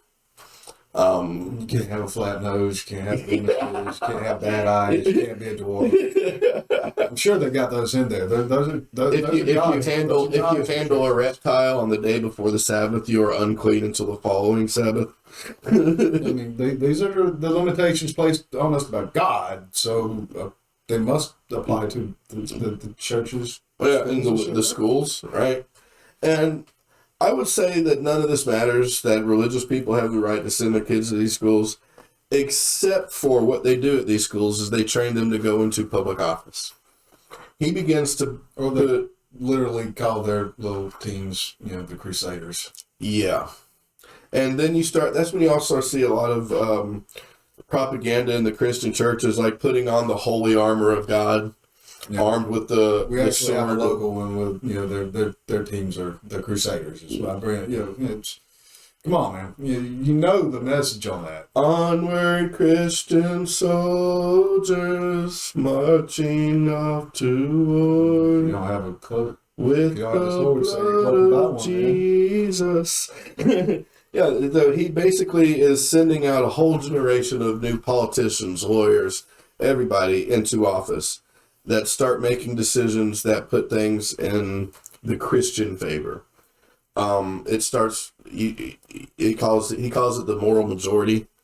And it's when you start to get like the right-wing Republican Party really marrying itself to evangelical Christians. And they start fighting their causes together. It scares me the fact that they have to find their morals through their faith. Yeah, they have this whole concept of like, oh, you need God for your moral laws, for your moral standards, because without God telling you not to, you would just go around raping and murdering. And I'm like, well, no, you're free to rape and murder as much as you want. I rape and murder zero. I choose not to partake of this. Yeah, I found my morality without him. And I question the fact that, because it scares the fuck out of me. That you need somebody to tell you can't go raping and murdering? Yeah, that requires your faith to believe in. What happens when your faith gets shaken? What do you do then? Why is it not enough just to know that killing and raping is bad? Why? Even if your faith does slip and you do go out and do some horrible shit, you've got a fucking fail-safe. Just fucking ask for forgiveness and actually mean it. Yeah, man. Yeah, there was a picture right after Charles Manson died. I loved it. I kind of wanted it made into a t-shirt. But it was a picture, it was like a sketch drawing of Jesus holding Charles Manson. Like Charles Manson with tears in his face and like burying his face in Jesus' chest. And Jesus like cradling him like, I love you, man. It's okay. You're forgiven. Meanwhile, Sharon Tate's baby's up there like, hey, you know, but I that's their thing. It's like, if you are forgiven, if you have accepted Jesus into your heart, whatever you did don't matter. Whatever you did don't matter. So yeah, that whole fucking thing scares the shit out of me. Yeah, man. It's ridiculous. Hitler. Heaven. Gandhi? No. Hell. I'm supposed to follow in this. It's nonsense. It's fucking gobbledygook. In case this was in the part of that got messed up, I don't know. And if it is, I'll say it again. For those of you over there, if you don't believe in God, I ask you first to define God, and we'll have that conversation. Yeah. Because if it happens to be the majority of this crap, nah. I'm good. Not a God to me. I'll pass. Doesn't fit my definition of what God should be. My grandfather once, back when I used to debate my grandfather about it, he asked me, like, what would happen if, Jesus came down today? What would you say? I said, no thanks. You've done enough evil shit. I don't need to. But yeah. So Jerry Falwell happens. Legislation, people get put into powerful positions, such as sheriff's deputies, judges, prosecutors. Yeah. They have this idea on their head that they're at war with Satan. They're on a war to save this Christian nation from the clutches of Satan, who are reaching out to hurt their children. The children, Mike. And then they found out that a whole lot of children have actually been getting hurt. By people in churches. You know who's not having a church sex scandal? Buddy Satan. You just don't hear that. Not once, man. Anytime you do, it's always some nonsense. One of those to get thrown out. Part. So, there's nothing fun. Jerry Falwell and the moral majority have taken away all the fun.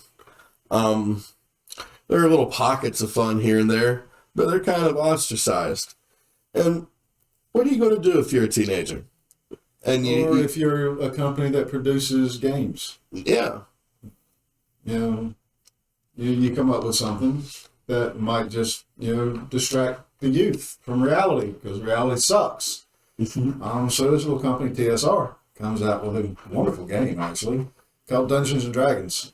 Big fan. It's a great game. You can play fantasy roles, pick your character, and go do things that you really can't do in reality. Yeah, if you never played it, and think Skyrim.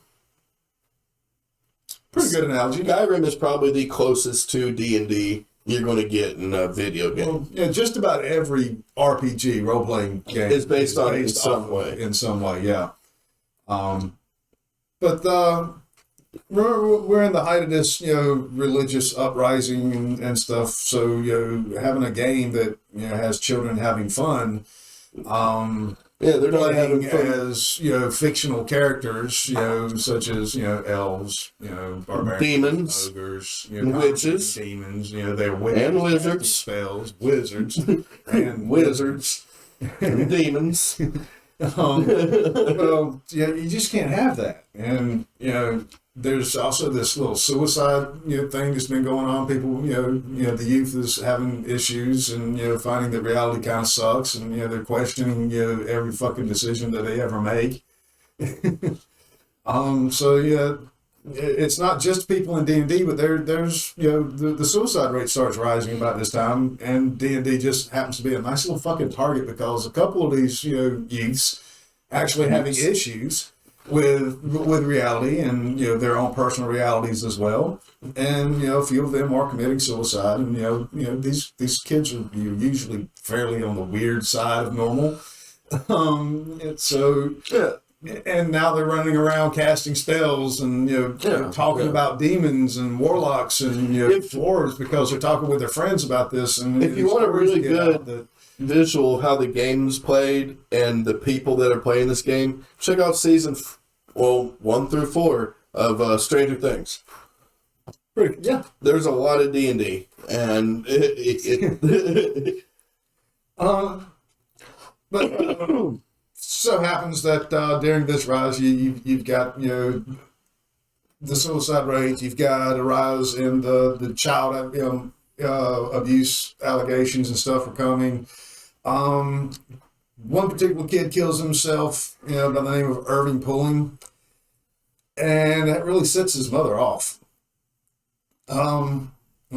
She blames D&D, of course, because why not? This is something strange and weird and demonic to a modern Christian household at this particular time. And they were devout Christians. I can see why the young man would actually find D&D and latch into it, because it's some other fantasy that kind of makes sense. Yeah, it's at least a fun one. Yeah. So why can't I, indulge into this? But this kid, during the interviews and all, trying to look into a suicide, it comes out that he was actually struggling with his sexuality at the time. And being in a devout Christian household, I could see why that would be causing him some emotional distress. And might even lead one to suicide. Are you saying that Christians have a bad history with their with homosexuals? No. Good. Not at all. I wouldn't want to badmouth Christianity in any way. Before our mics get fucked up. She decides that she's going to take on a crusade against Dungeons and Dragons. And of course, the logical way of doing that is suing the son's principal at school. Now, why in the hell would she come to that? Well, it just so happens that the principal was using games to help some troubled kids stay out of trouble. Figured if they were there in after school extracurricular activities, they wouldn't be out stealing cars, doing drugs, and all that good shit, Perfectly logical thing to do, if you think about it. Let's give the kids something else to do if you don't want them doing the things you keep telling them not to do. Yeah. Because you're just making them want to do it. Yeah. They're making you whisper into Thanos' ear. Not too much fun. Yeah, she sues the principal because the principal is the one that got him hooked onto D&D and put a curse on him. Hooked on it like it's fucking crack. Yeah. So he put a curse on it. That was literally an allegation in the case. Well, that case gets dismissed because, fuck you, bitch, you're stupid. Well, she didn't take that line down. Oh, no.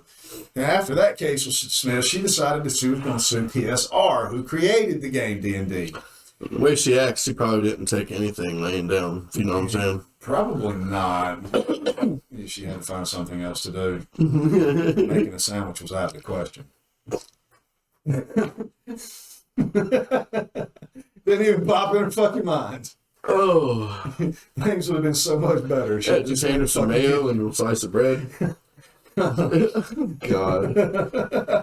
This will be the final episode of So instead of doing all that, she goes and she decides to sue TSR. Well, that didn't go over too well either because apparently that judge didn't believe that anybody could change anybody's lives or actually teach them witchcraft to cast curses on little children. So she just says, fuck it, I'll go after the publishers then. And that judge is like, look, you've already been told you fucking idiot twice. Go home. And well, no. Somehow the cases keep coming up with, with D&D being the cause of children going into satanic rituals and possibly abusing children as well, that she becomes an expert witness against D&D and forms this group called BAD, Bothered About Dungeons and Dragons. Yeah, because Mad was already taken.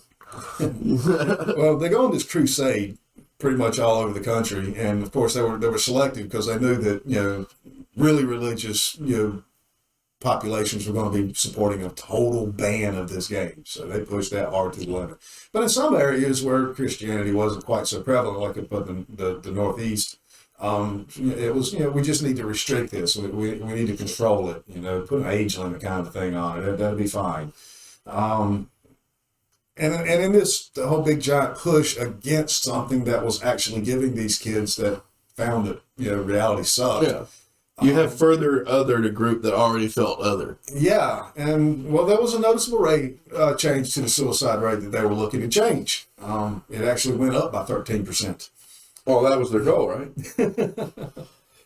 The growth of suicides, along with a growth or a spike in the child abuse allegation cases, led to a flood of reports of ritualistic abuse of children. Yeah, and most of these cases were actually fell apart in trial, or just proven false outright during the pretrial investigations. Some of them actually led to wrongful convictions and imprisonment. A couple of these families that had proper businesses before they had lives. There were over 12,000 unsubstantiated cases. And even if it doesn't go to trial, I mean, the news is out there. It takes off like a fucking wildfire. Your life is you go to jail for a week, your life is real bullshit. You go to jail for a week, your life's fucked up. Especially if you're already living hand to mouth. Yeah, one of the first ones to come up to note would be the preschool. What's the name of that motherfucker? McMartin, yeah. Victoria McMartin's preschool in the early 80s.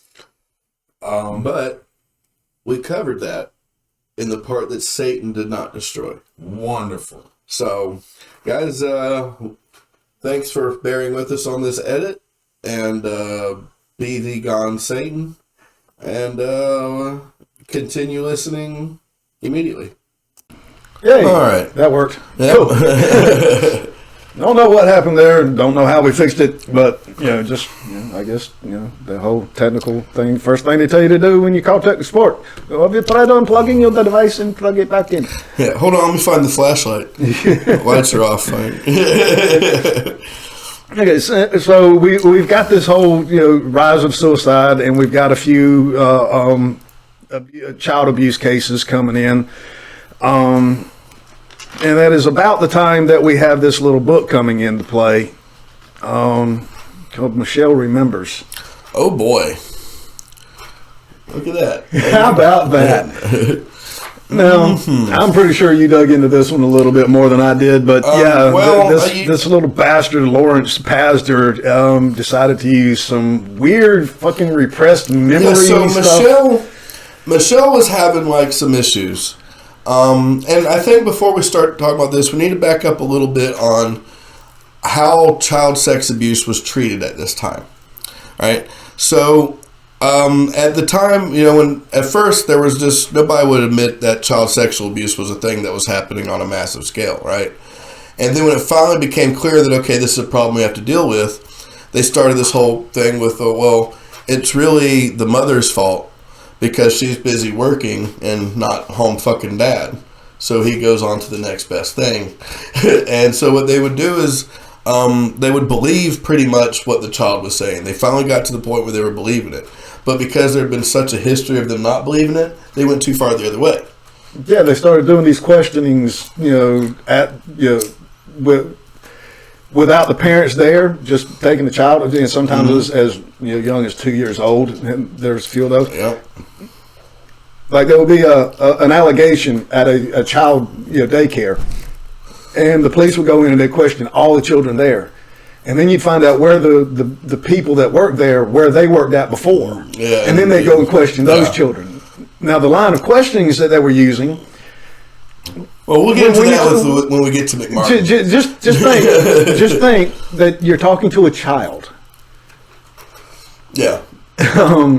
You can't just ask a question and expect a complete construct of an answer. Let's break it down real quick way. Now, Mike, think instead of being the logical person you are, think like a toddler.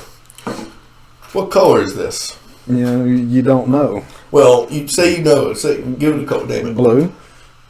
What color is this? Blue. Well, because you're an adult, you know that. But a child will begin to question themselves. If you do it a couple more times, you kind of start. If you'd asked me one more time, I'd have probably went with teal. I'd have changed my answer. Exactly. I know that. Yeah, that's the point you're going for. When you ask a question over and over again to a young mind, they're thinking they're wrong and they want to please the authority. Yeah, right? They want to please this adult. So what they do is they'll try to find the answer that you want. And if I move on from then you, okay, well, we've moved on. Yeah, so it's and you know that particular line that we're going to go down is only shortly after this book, but yeah, more on the book and the way that come up. Like I said, she was having some issues. Yeah. She went into, she found this therapist who was doing like this hypnotic. He decides, well, you must have some repressed memories that are fucking you up. Yeah. So he does this hypnotic regression thing. How do you feel about hypnotism, Mike? You think it's a thing? No. Yeah, I'm kind of on the fence. I've seen some things that make me go, Yeah, I kind of wonder, if you have a weak enough resolve or a weak enough grasp on reality, you might be open to suggestion. Yeah, if kind of a way, yeah. but actual, you're asleep. No, you'll be a chicken. And no, I think that's nonsense. But I because the human brain does, your memories aren't a fucking VCR tape that can be rewound and replayed, right? Your memory of a past event is constantly being changed by future events being put on top of it. It's constantly being put through new filters. So I don't even believe in this regressive therapy bullshit, right? Well, that regressive therapy, it has been debunked.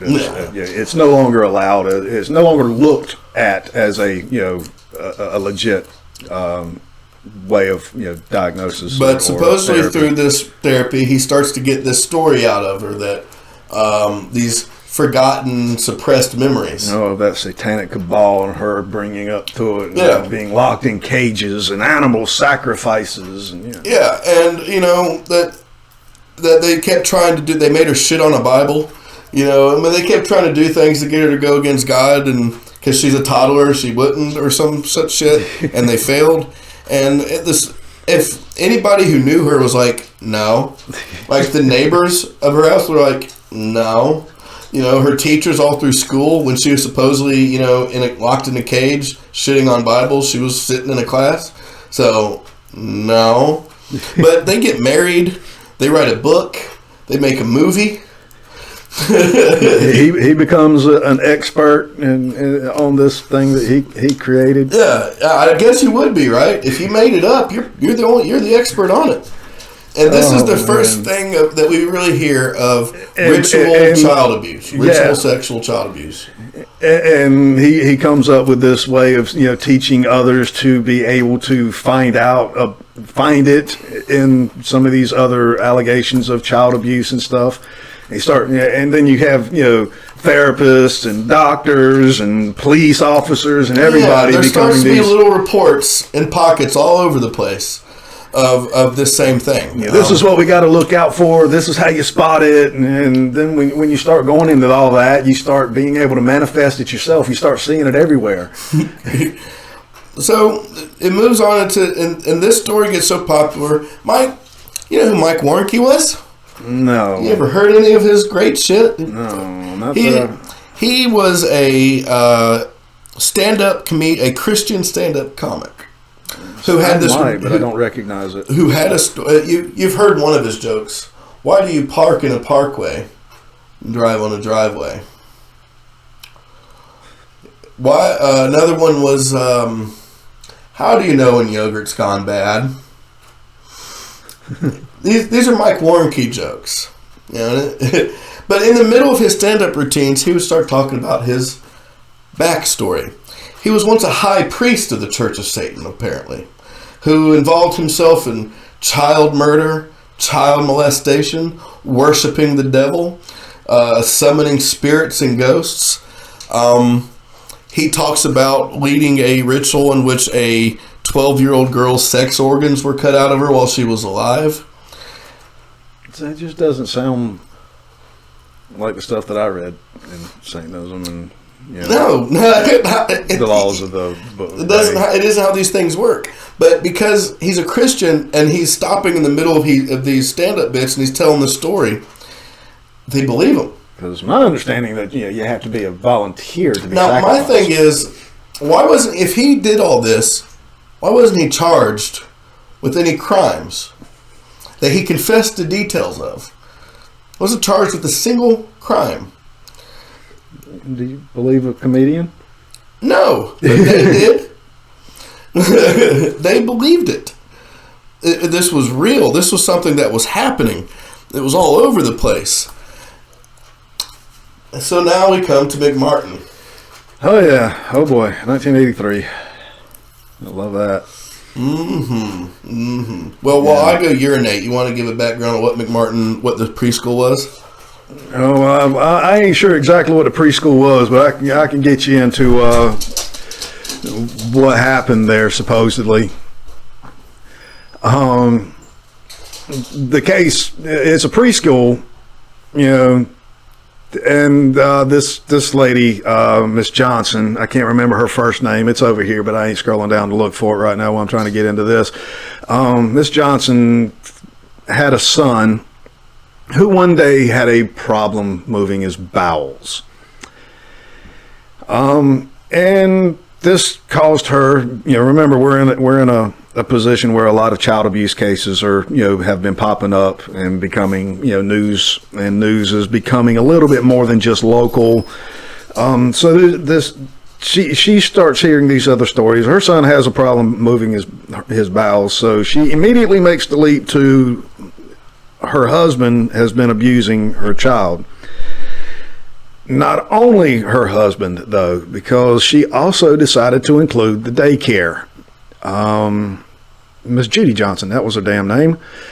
And one particular person at the daycare, I want to say his name was Ray, but let me double check that. Ray Buckley, one of the employees there, got pushed into this allegation that came out of nowhere.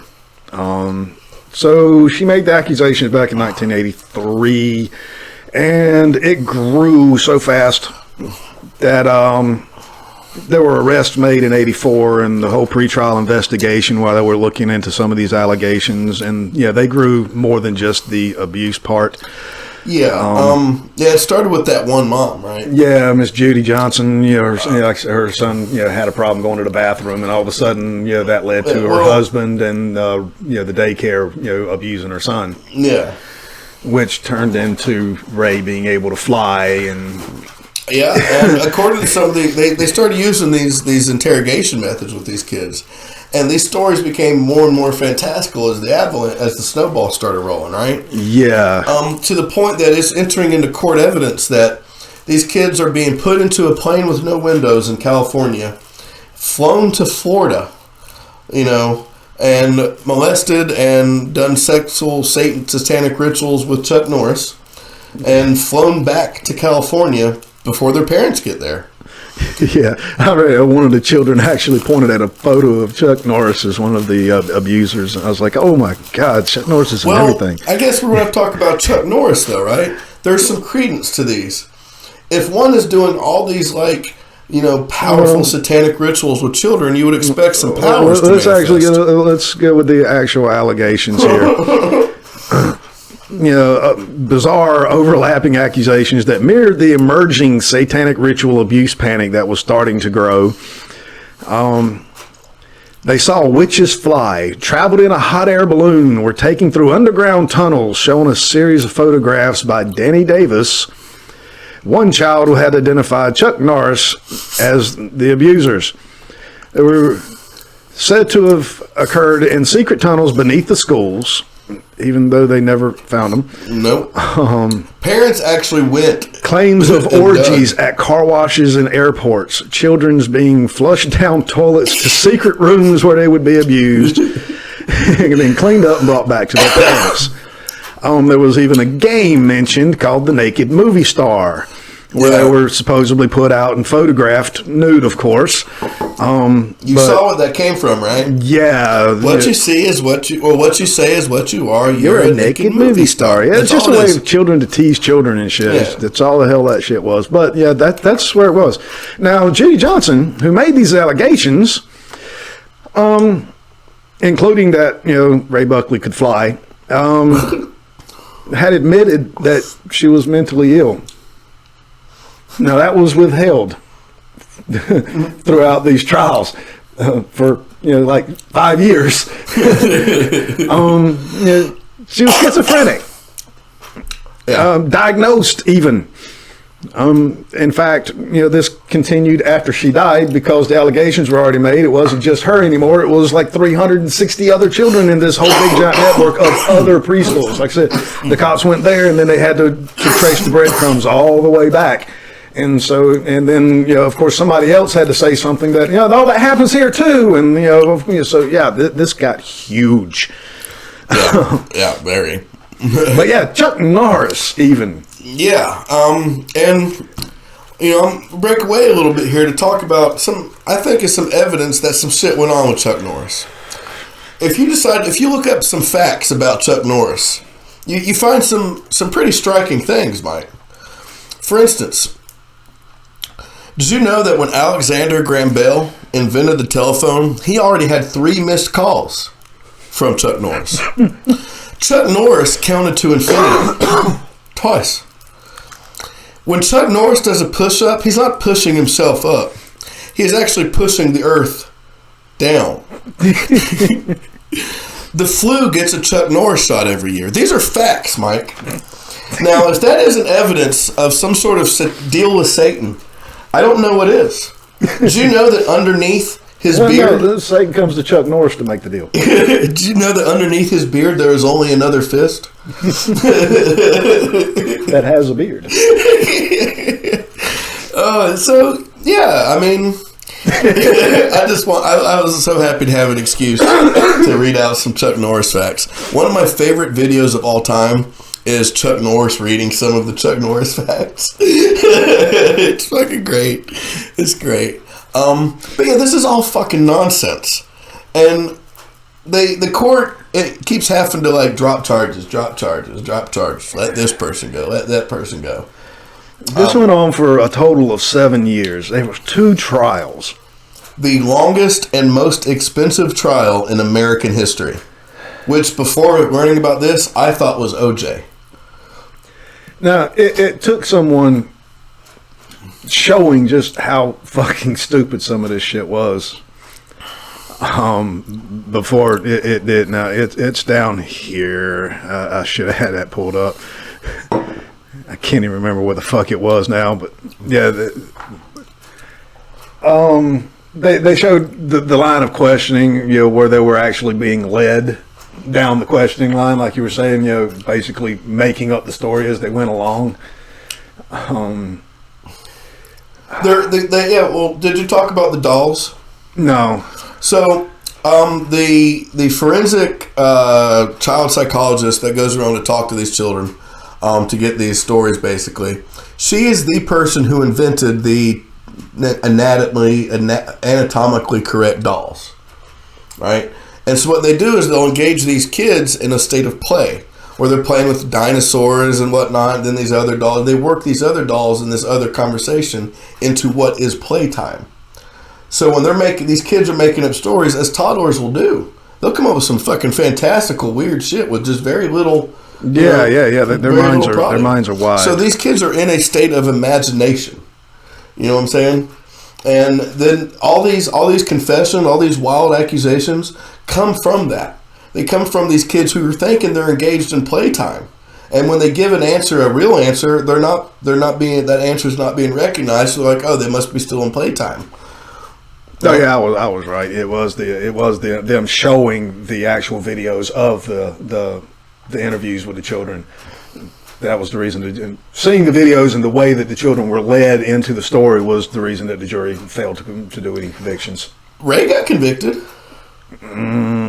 Pretty sure. No, there were no convictions in these trials. He might have had his own trial, but in these trials there was no convictions in either one of them. Let me see here.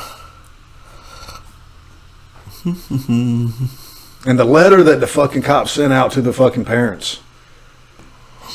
You don't suppose that caused any of the fucking outcry, do you? Oh, okay, yeah. He got let go, and he was never convicted, but he was in jail for 5 years. Yeah, his life was completely destroyed. Oh, his reputation and his life, gone forever for no reason, for no fucking reason. None of this shit happened. None of these kids were probably even abused.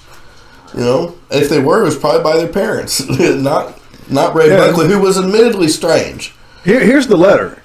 The department is, dear parent, the department is conducting a criminal investigation involving child molestation. Ray Buckley, an employee of Virginia's McMartin's Preschool, was arrested September 7, 1983 by this department.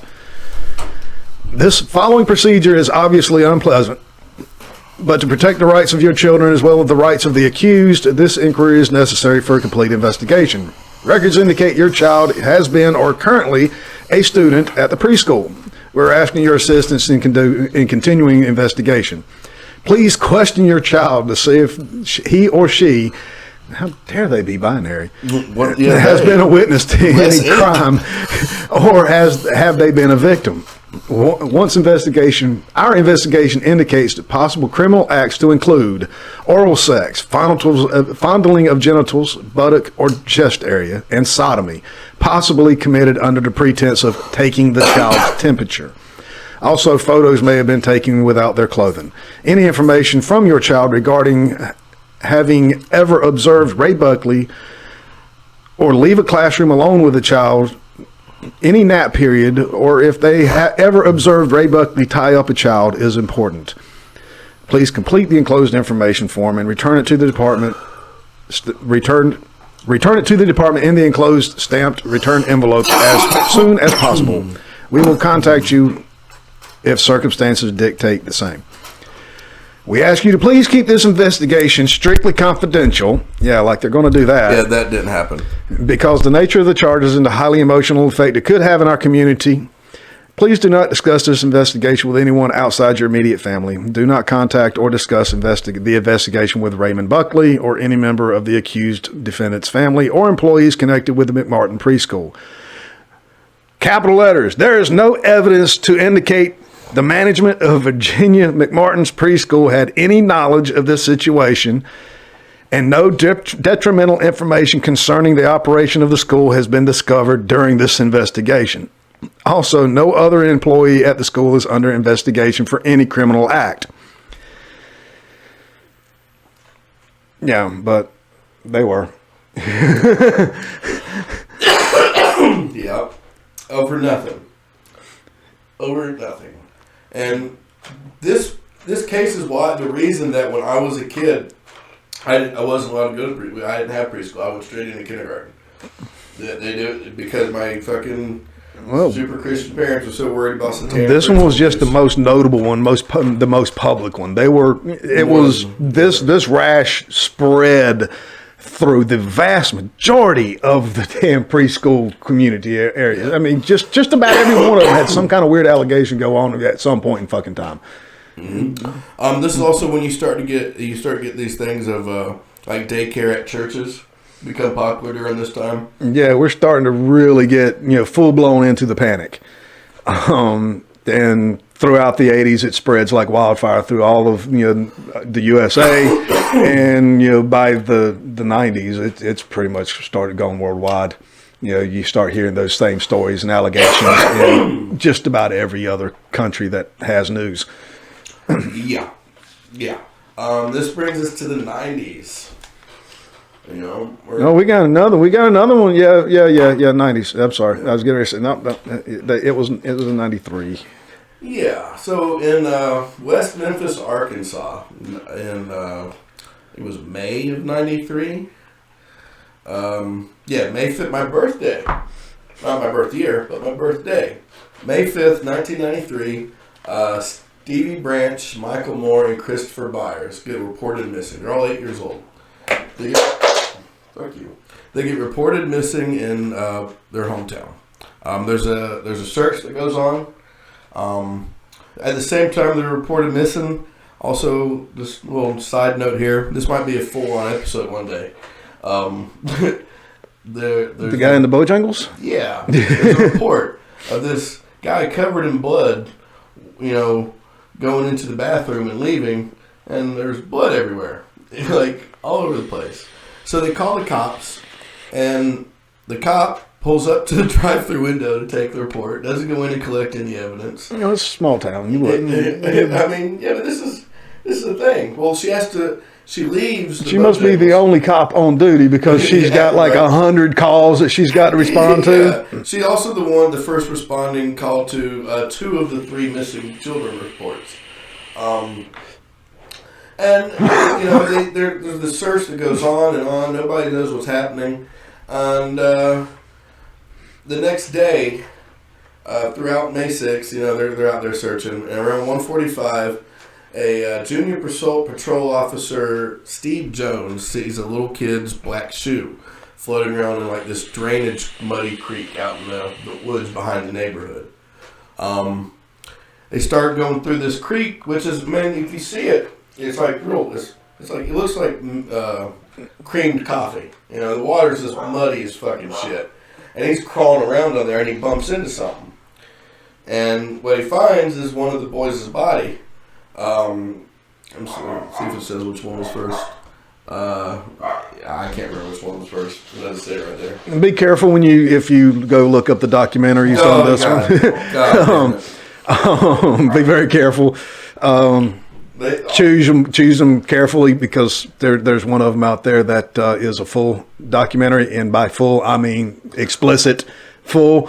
The kids are shown. Yes, they find all 3 of these boys hogtied and like held down in the mud with sticks. I wouldn't exactly call it hog. It's not exactly hogtied. Their wrists are bound to their ankles, but it's kind of like if you were sitting down and then tied. They're not actually hogtied. Their right wrist was tied to their right ankles, and it kind of forces them into a sitting style position, not hogtied like behind their back. Which is what I think of as hogtied. That's what I see as hogtied. Yeah. And all right, so this part gets graphic, and I'm just going to go ahead and get through it. Reading here from the Wikipedia page on it.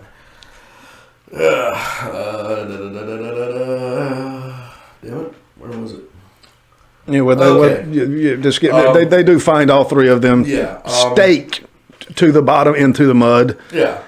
Their clothing was also found in the creek, some of it twisted around sticks that had been thrust into the muddy ditch bed. The clothing was mostly turned inside out. 2 pairs of the boys' underwear were never recovered. Not only inside out, not only were the pants inside out, they were buttoned and zipped. Christopher Byers had lacerations to various parts of his body and mutilation of his scrotum and penis. The autopsy by forensic pathologists indicated that Byers died of multiple injuries, while Moore and Branch died of injuries with drowning. And so we got to talk a little bit about weather and human decomposition. Yeah, I was going to say that they really couldn't give you a good cause of death on none of it. No, they pulled these bodies out of the creek. Person that they call a coroner. Yeah. You want to talk a little bit about the coroner? I kind of agree with the episode. Did you have to have a license, or do you have to have a license to be a coroner? Can anybody just sign up? I mean, I know license. Do you have to know any fucking thing? Because I mean, if this person is an example, and I hope it's better now, but if not, then I mean, fuck. I think your cat is more knowledgeable on what to do. So, one, it's going to be hard to nail down any kind of time of death. One, because they've been in the water overnight, and 2, well, being in the water that was relatively cool water. Right, it preserved it. But when they get pulled out of the water, you're talking about it's probably high 80s, low 90s. 130% humidity. We're talking about Alabama. Mosquitoes, flies, bugs, and what happens when they pull them out of the water is they cover them with this white plastic. Sorry, Arkansas, not Alabama. Yeah, and, still south. Yeah, and while the sun's shining down on this plastic, it's cooking. It's greenhousing it. Yeah. So speeding up everything. Yeah. So also, when you die, your sphincter muscles, your butthole muscle, lets go and unclenches. Police initially suspected because of this that the boys had been raped. It was later disputed, because of the decomposition fact.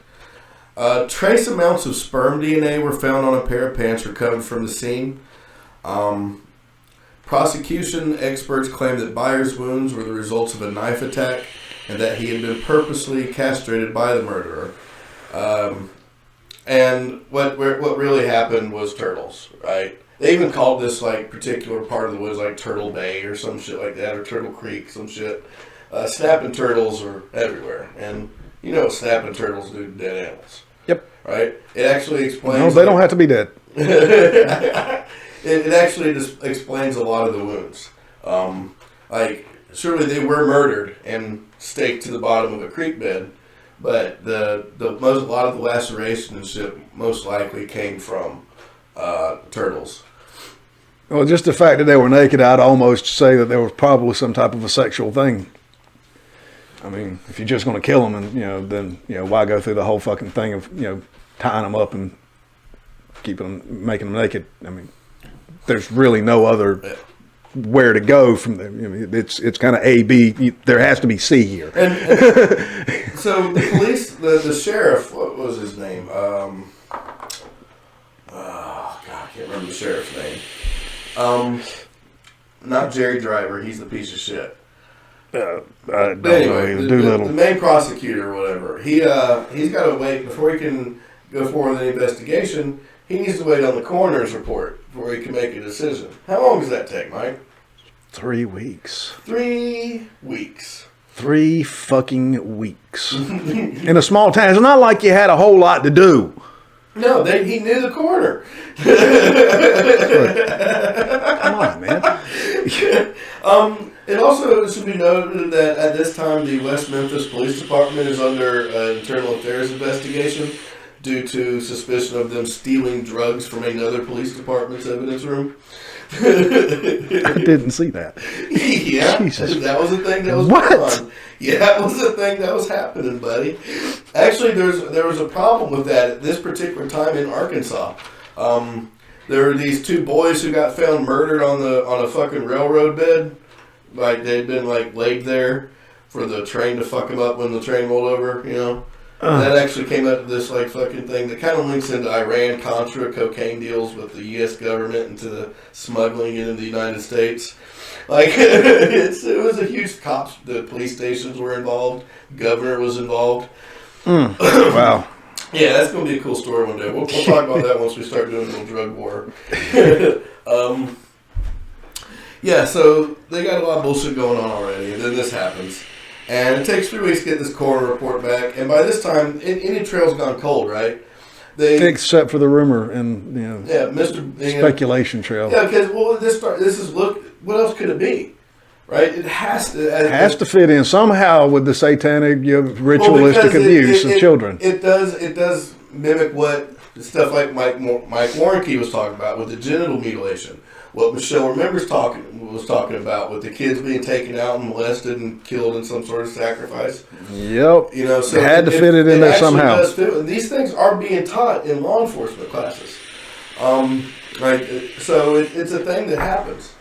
And I even remember when I was a kid, they had, like, in the early days of DARE, they had a cop come in to kind of introduce himself, we were able to ask questions. And I remember I had just learned about the Salem witch trials, and I'm like, is witchcraft illegal?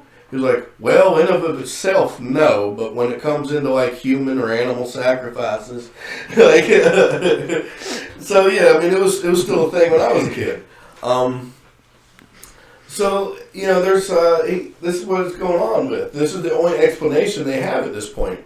And, well, it just so happens that they have a juvenile officer, in charge of, like, kind of like juvenile offenses, name of,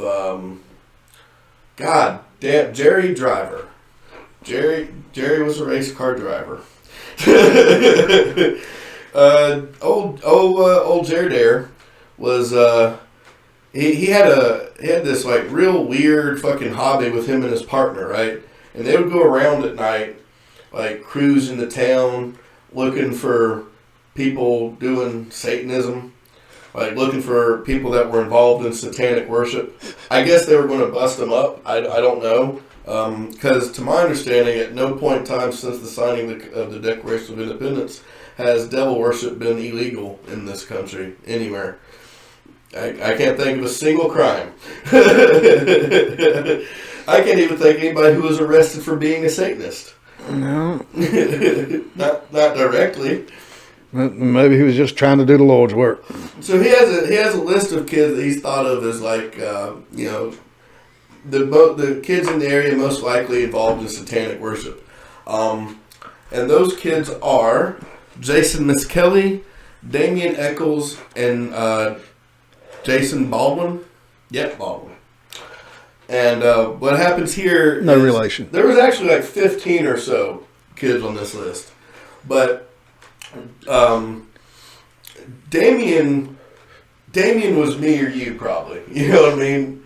Damien was definitely more like me when I was growing up. Me too. I identify. I fuck pretty hard. Dressed in black, weird jewelry, fucking into the occult, long hair.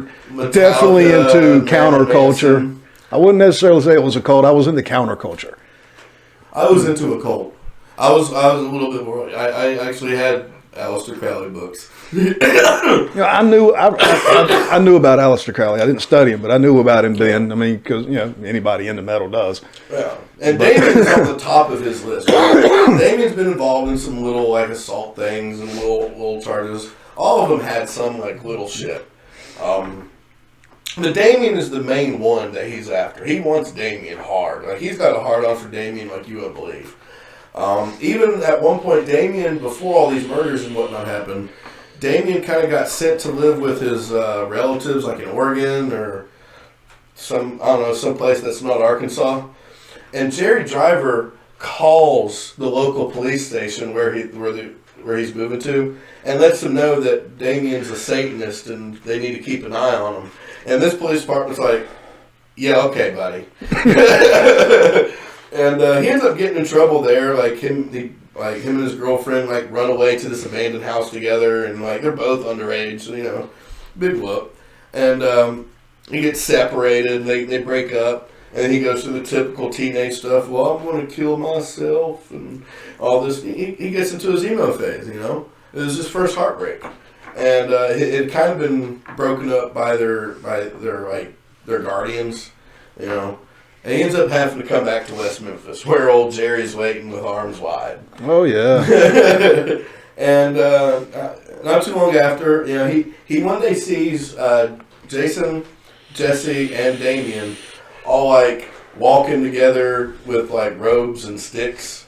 Like, I guess they were going to play D&D or LARP or some shit. Yeah, because they had a LARP. LARPing did start becoming a thing then.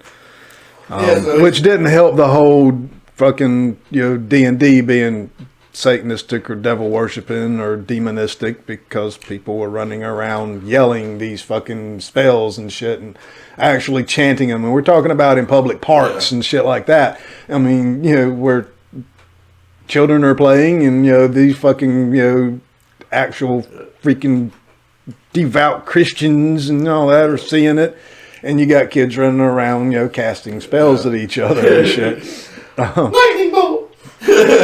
So yeah, Damien, he has a girlfriend, and Jerry Driver asked him, what's your plan of the future with this girl? What plans do y'all have together? He's like, we're gonna get pregnant so we can sacrifice the baby to Satan. He's just being a smartass because he knows that's what's going to get under Jerry's skin. I would have said the same fucking shit. I would have done anything to get under this fucking prick's skin. I want to do it today. To this day, Jerry Driver is still doing the same shit. Okay. But yeah, so they get this girl who what was her name? Vicky Hutchinson. Yeah, the waitress at the truck stop. Yeah. She gets like some sort of little charge, like shoplifting or something. And they're basically like, we'll make this go away if who somehow knows. She knows Jason. she knows Jesse. Yeah. Miss Kelly. Miss Kelly. Now, a little bit about Jesse Miss Kelly is, he's got like the IQ of a third grader or so. Garden snail. Yeah, he's really slow. He's one of those. It's like, oh, bless his heart. He's a good-hearted kid. But he's a little bit slow, and. And the cops, when they get to interviewing him, they explain things in the way you would explain them to a child. They knew good and goddamn well he was slow. But they get him. She knows Jesse, so they know that Jesse he can talk about Damien. So what they do is they try to get it set up to where that Jesse tells Damien that this grown woman's into him. and she wants him to come over. And she goes, like, Jerry Driver tells her to go to the library and get some books on the occult and have them laying around so that Damien will talk about some shit. Well, that doesn't happen. Damien comes over, he's there for like 15 minutes, he's like, and leaves. You know, you got this grown woman that's kind of coming on to him, and, you know, there's all these books about the occult with the library stamp on it, and he's like, I don't know what's going on here, but this is weird. So he leaves. Well, she goes back with this story that Damien came back later and picked her up, and they had Jason and Jesse in like this red convertible car. Now, Damien lived in like the poorest of the poor. Like, he practically lived in a camper. The trailer was so small. Like, these people are all dirt poor. Ain't no red convertible anywhere except on posters. But anyway, Yeah. He comes in this red convertible. He's 16, mind you. Yeah. Picks her up. They all go to this witch's Sabbath spot, you know, where they all have names like Snake and Lucifer and Spider. And this never happened, right? Like, this thing, it never She happened. even recounted it. She recounted everything. Now, this gives them the ability to go and talk to Jesse, right? So they get hold of Jesse, and they bring him in, and they, first off, Jesse don't know what Satan is. He's hearing about all this Satan stuff, and he's like, what's Satan mean? So he can't really read. he don't even know what Satan is. And they start asking him questions about his relationship with Damien. And Jesse's had kind of a complicated past with Damien. You know, sometimes Damien's the bully, sometimes Damien's the friend. I knew kids like that. You know, we'd be hanging out in cool for 2 or 3 days, and the other day they tie you to a tree. It just happens when you're kids, especially way out in the country. So they start coaching him, and they have to explain to him what oral sex is. They have to explain to him what sex is, what fucking ritual abuse is. They have to explain to him all these things, and they keep him there for like 14 hours, and they keep asking him questions and guiding his answers. You know, they're like they'll ask him, well, what time did you and Damien meet up? It'd be like, oh, around 2 o'clock. He's like, no, we know we know you were in school then. So they keep making him change his timeline. They keep making him change things to fit. Till finally they're able to get his story to the point where he asked them, well, what were the boys tied up with? They were like, rope. He said, rope. And the cop says, no, it was shoelaces. So they start the story all over again.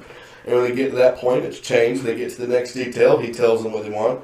So finally, he's able to tell this whole story the way they want it. And then they start recording. And then he basically tells them the story. Now, the whole time, when they're not recording, they're telling them, like, there's this reward, $35,000. And if you help us get Damien and Jesse, you know, we can... You know, you can get that reward. Your dad can get a new truck. You can really help your family out. You can go home. All this will be over. We're on your side. We want you on this side of the circle. I know those stories. Yeah. You know, and he goes for it.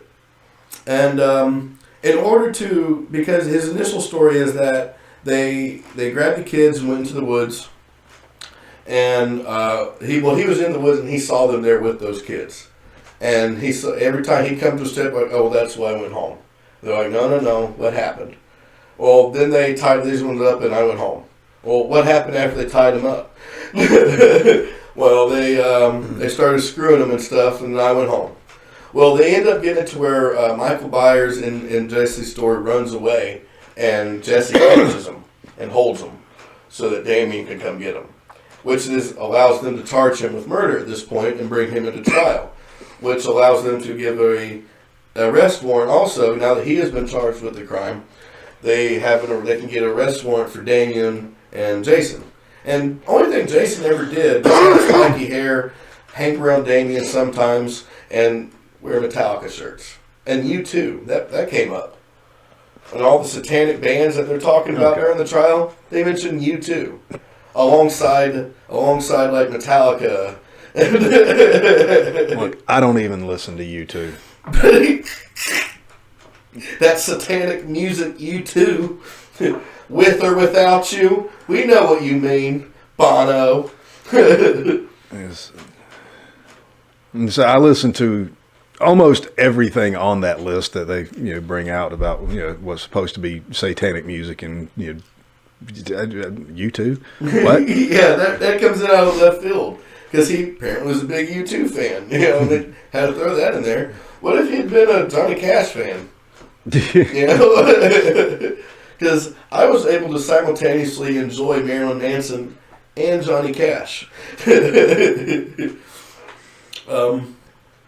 So yeah, and on goes the fucking circus trial of goddamn kangaroo court. First off, when Jesse goes to court, they're not allowed to present any evidence from a psychiatrist about false confessions. Well, the whole story of this has other podcasts, and we could do a story on the whole thing.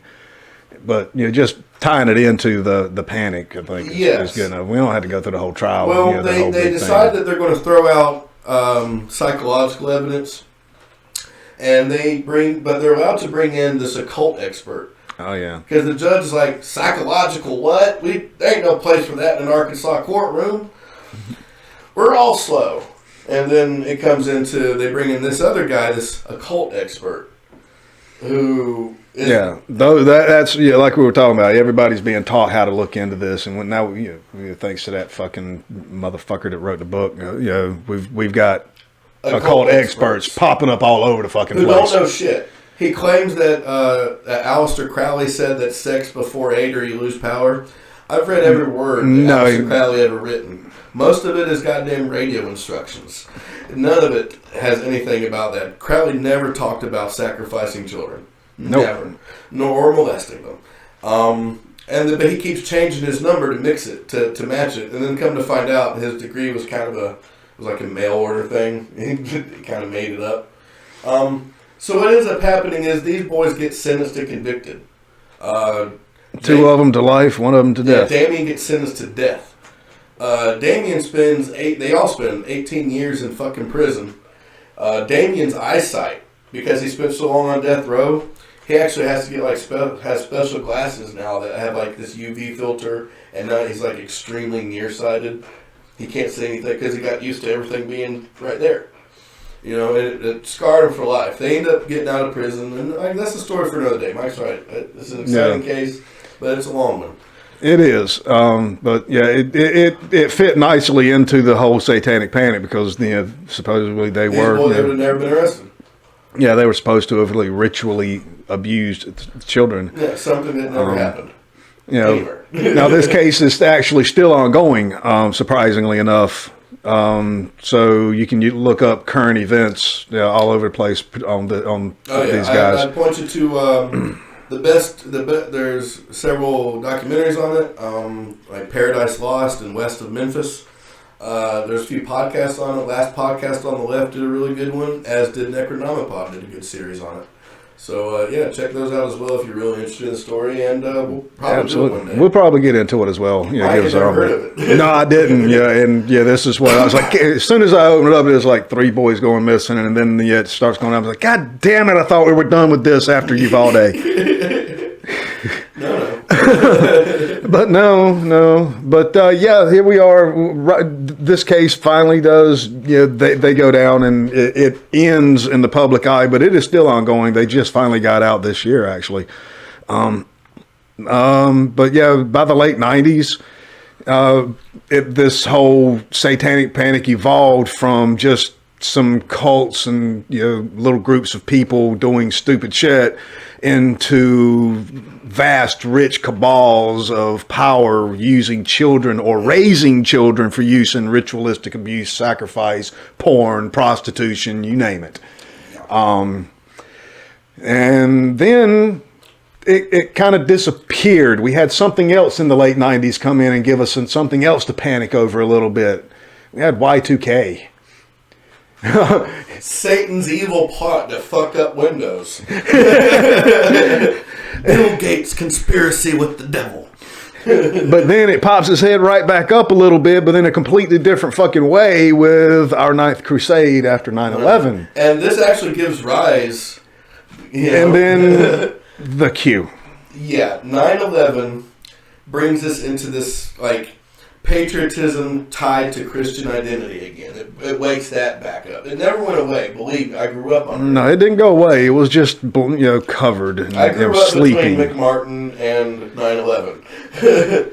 It never went away, but it got quieted down a little bit. Marilyn Manson got popular, came back a little. Fucking Q. But now we can... And not the Star Trek Q. Like I said, no, not that interesting, man. I would love for that to fucking happen. But no, we got Q. We talk about the early days of Q with Pizzagate.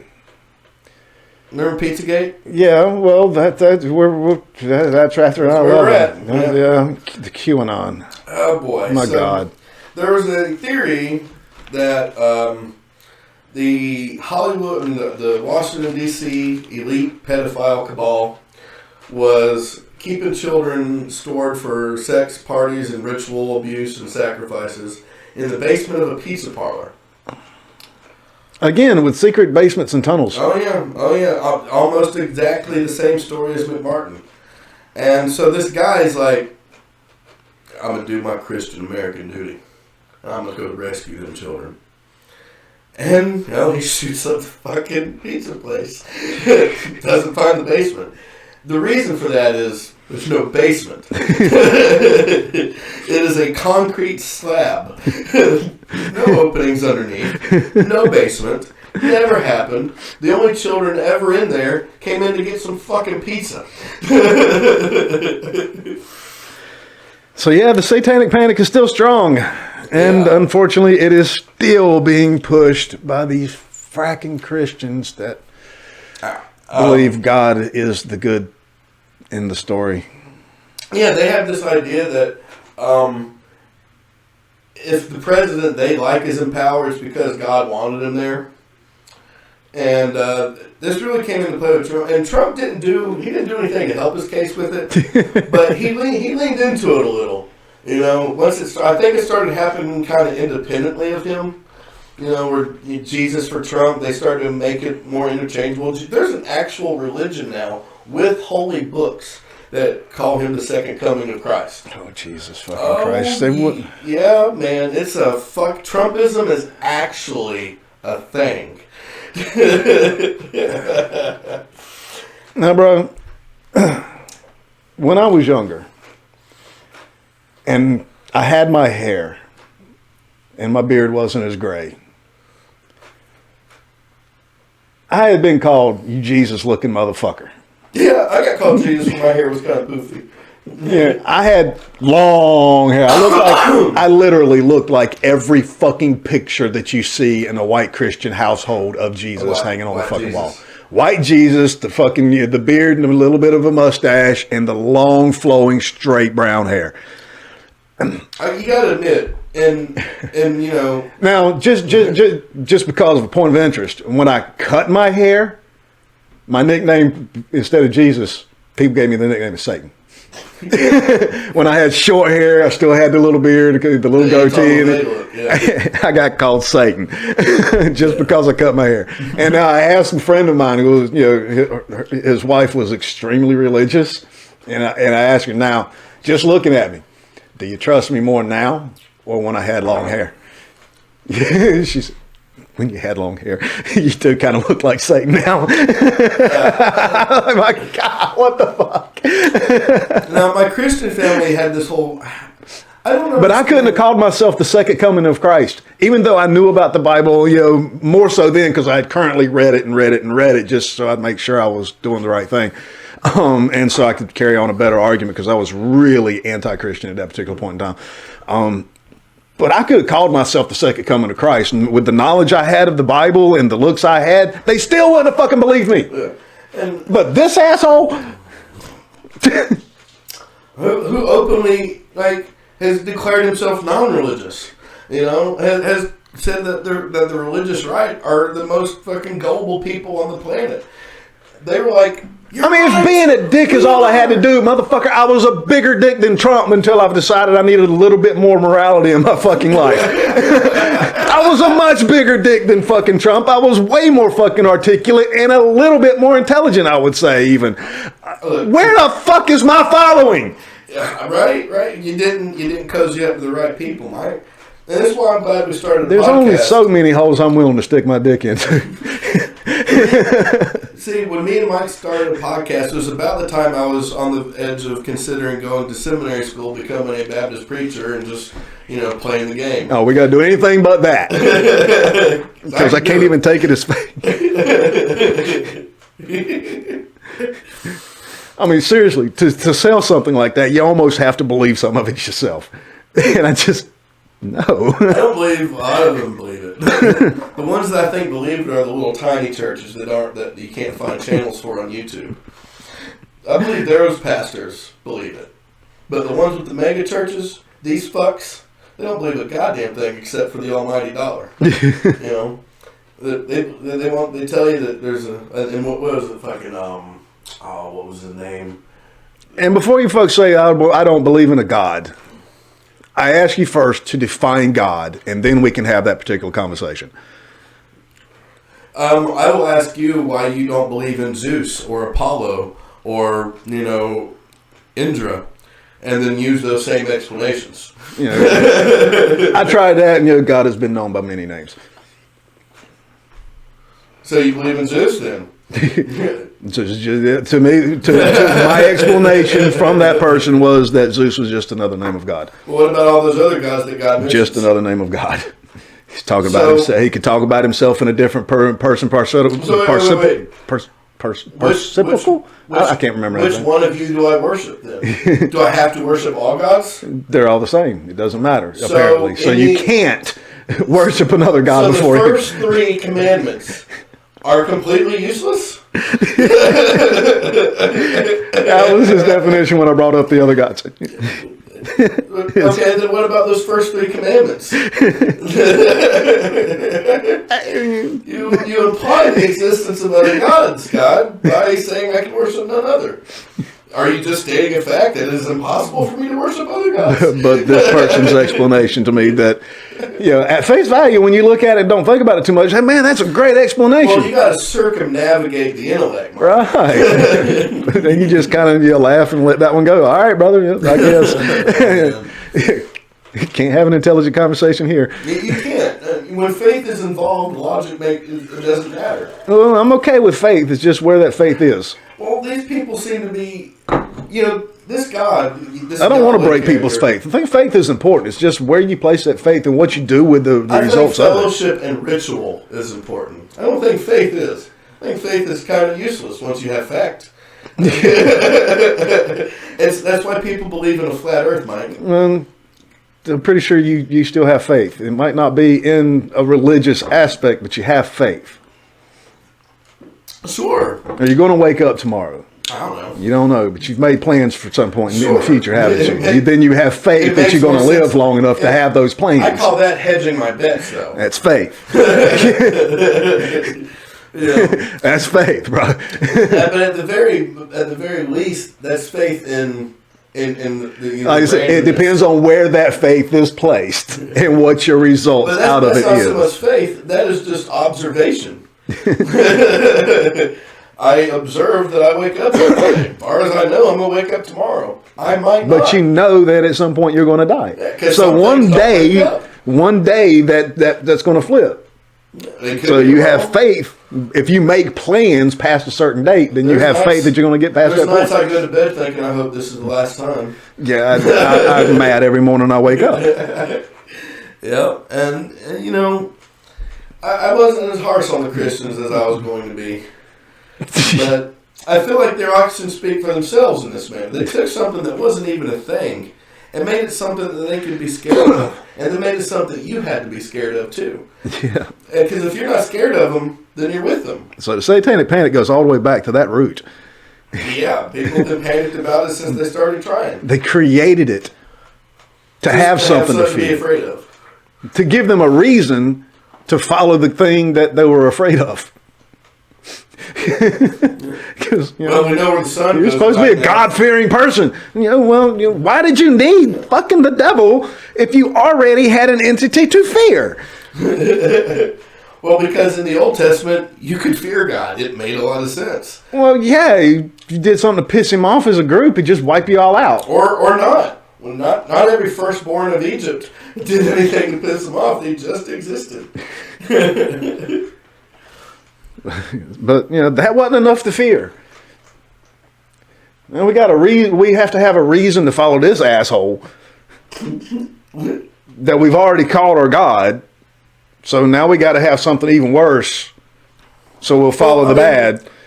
But the bad created the fucking worse to bring us over here to the bad. Really, it's the foundation of the us versus them mentality, honestly, in our culture. Why there always has to be another. Which is why I think they stuck with the name, the term and name Satan, is because of the opposition. It fit the bill. Like they were looking for a word. They're like, well, we already have one. So you don't have to actually be devil worshiping whatever to fucking be a Satan or Satanistic to somebody that has a different idea than you, like Christianity or whatever other religion. If like I said, hi, I'm Satan, because I oppose it. And during all this, I have neglected to mention that there is a sect of people who are theistic Satanists, meaning that they worship a literal devil. And I've always said that if God appeared before me today, in all his, existence and being there, then that it would occur to me, okay, well, there is a Satan, and I like him better. Yeah. There is such a thing as called the Misanthropic Luciferian Order. It was founded in Sweden, later renamed the Temple of Black Light, and then further on Chaos Gnostic Satanism, Current 218. And they have like a very literal ideal of Satanism, and they basically take like all the Satans from every religion, all the bad gods, and kind of put them under like this chaos, like these chaos gods. And then you have like your order gods like Yahweh and Zeus and Thor. Back to a pantheon. Yeah, they have a pantheon of good and evil, but the evil ones are usually the ones that keep forcing everything like into a particular order. The universe itself, in fact, should have just remained chaos instead of becoming some sort of organized thing in which things exist. But is it not chaos? It is. It is. At the end of it all, it's fucking chaos wins anyway, right? I mean, yeah, I see this whole beauty that people see, but I don't see it as a structure of order. I see it as a structure. This marble is floating through the universe in a fucking shooting gallery, bro. There's no order to that. That's chaos. It's just a constant series of events that are occurring in random order at any particular time. And given that, I hate admitting it, but I have to, just by knowing what I've gleaned off of people way more intelligent. Anything is possible. And even in that, the existence of this should be. But, this particular one, I ain't fucking following that asshole. He sucks, man. Like, he has the worst fan base, too. Genocidal, homicidal, fucking narcissistic. Fuck, goddamn. This motherfucker got so many fucking human traits.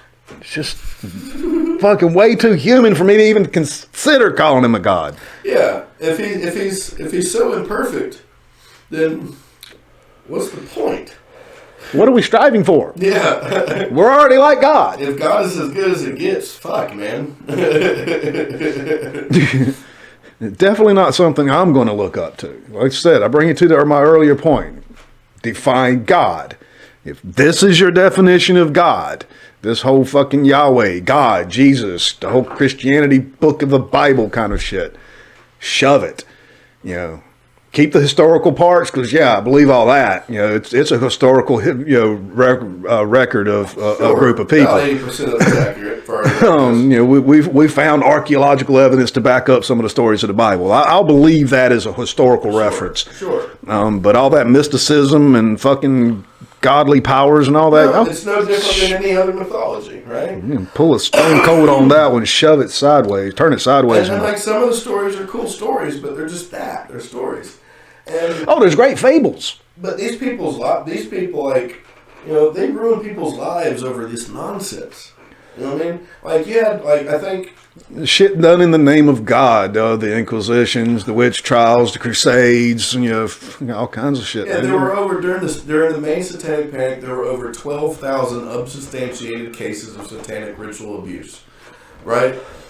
Everybody that gets accused of this, you know, it affects their entire family, their entire circle. Now, out of these, 90% of them just got dismissed, fell apart in court, were proven, wrong later after the people were wrongfully convicted and, imprisoned. Not because they actually broke a law, because somebody said they broke a fucking law. Yeah. And it's got all this was done in the name of God too. Every bit of it. And protecting children from people who didn't believe in God, which is just as bad as being a Satanist in these motherfuckers' eyes. And it's because a lot of times, like especially the evangelical Christians, atheism to them is the same as Satanism, which is ridiculous, fucking ridiculous. Yeah. How can everything that's not God is Satan? Is other religions, Satanism, veganism, Satanism, believing in dinosaurs, Satanism. That's a thing. There's actually groups called Christians Against Dinosaurs. And it's basically what of course they're saying there are. Is that why wouldn't there be? They're saying that all these dinosaur things is basically fake news that's supposed to disprove stories of the Bible, make children question it. They're giants whose bones have been reconstructed into these grotesque monsters. They go into, and then you get people like Ken Ham and his goddamn Creation Museum, where you got Triceratops with the saddles. Flintstones. Yeah, and it's like none of this makes sense. Except on Christianity, and it's like, prove me wrong. Show me where atheists are just taking pulling shit out of the air and taking children there and forcing it on people. Like, there's public schools that take field trips to Ken Ham's Creation Museum. What the fuck is going on here? Like, the fuck? And it's Christians. The Satanists aren't out doing this shit until, now you do have the Temple of Satan. Well, the Satanic Temple, that's kind of an activist group that goes around, in Oklahoma, they were able to, this Christian group got a statue of the Ten Commandments to put up on the Capitol building grounds or whatever. So the Satanic Temple gets a statue of Baphomet put out on the grounds. And they're like, we'll just take our Ten Commandments to them. We're like, well, that's your choice, but I'm leaving it. So now nobody can do it. So, but there's actually a place where they left it standing. They're like, all right, well, you're going to let your Christian thing stand, mine can stand too, and they win in court every fucking time. Because once you can give me a legal reason that I can't have this, I'll use that same reason to show you can't have that. But now you have people this Christian nationalist movement is a kind of a backlash to that. Oh, well, this is a Christian nation. And it's like, well, is it though? Yeah, y'all need to take a deeper look into history. Yeah, is it a Christian nation? Was it founded? Were there Christians involved in the founding? Sure. There were Christians involved in Ford, but that doesn't make it a fucking Christian company. It's a company. It's like, this is a nation. Now, it's not a theocratic nation, which is what Christian nationalists want. And if you're not Christian, you either get less right, you can't go voting, you can't do shit like that. Down to some of the extreme Christians want non-Christians to be exiled or even fucking executed. And I'm not exaggerating or making it up. There are people in political offices that have these views right fucking now. The Satanic Panic's not over, and it's about to get big again. You just fucking watch. It's going to get fucking big again. Oh, yeah. Whenever they get their red wave, that's when it's going to fucking go into full swing, man. That's the way I see it. So if you're still with us, we appreciate it. And if for either supporting the idea or for at least having an open mind to stay this long. Or you're just totally triggered right now. And if you are, that's fine too. That's your right. Leave comments about it. Shit. we'll carry on this discussion if you need to. Hell yeah. But yeah, that's probably the story of the Satanic Panic. They're wrapped up in a great big giant nutshell. Oh yeah, one of our longer episodes. It is definitely not over. Keep your eyes open for it, because one day they'll be accusing you. Yeah, you'll be next. Yeah, you can find us on all these places. Mike, you want to tell them some of the places? Just about anywhere you can find your podcast. I think it was Google was about the only one we're not on. We're not on Google Podcasts, and we're not on Stitcher. We're everywhere else. So yeah, you can listen to us on the Spotify, on your Apple Play, and all that good stuff, wherever you find your podcast. But you can find the videos here at Twitch for however long they last on here for now. I think it's like a week or two. And of course, we're over on YouTube, where they keep it around longer, so you'll be able to see the history of us as we grow. If you happen to be in the future now, then hey. We did this a while ago, but thanks for catching up. So yeah, check those out. You can also we got us a little Facebook thing that we're trying to make different, so other people can come in and be the group kind of thing. And of course, we're over on Twitter. We can leave short little messages that may or may not be censored at some point in time. I don't know. You might actually have to pay $8 to say on that at some point. It ain't got there yet, but.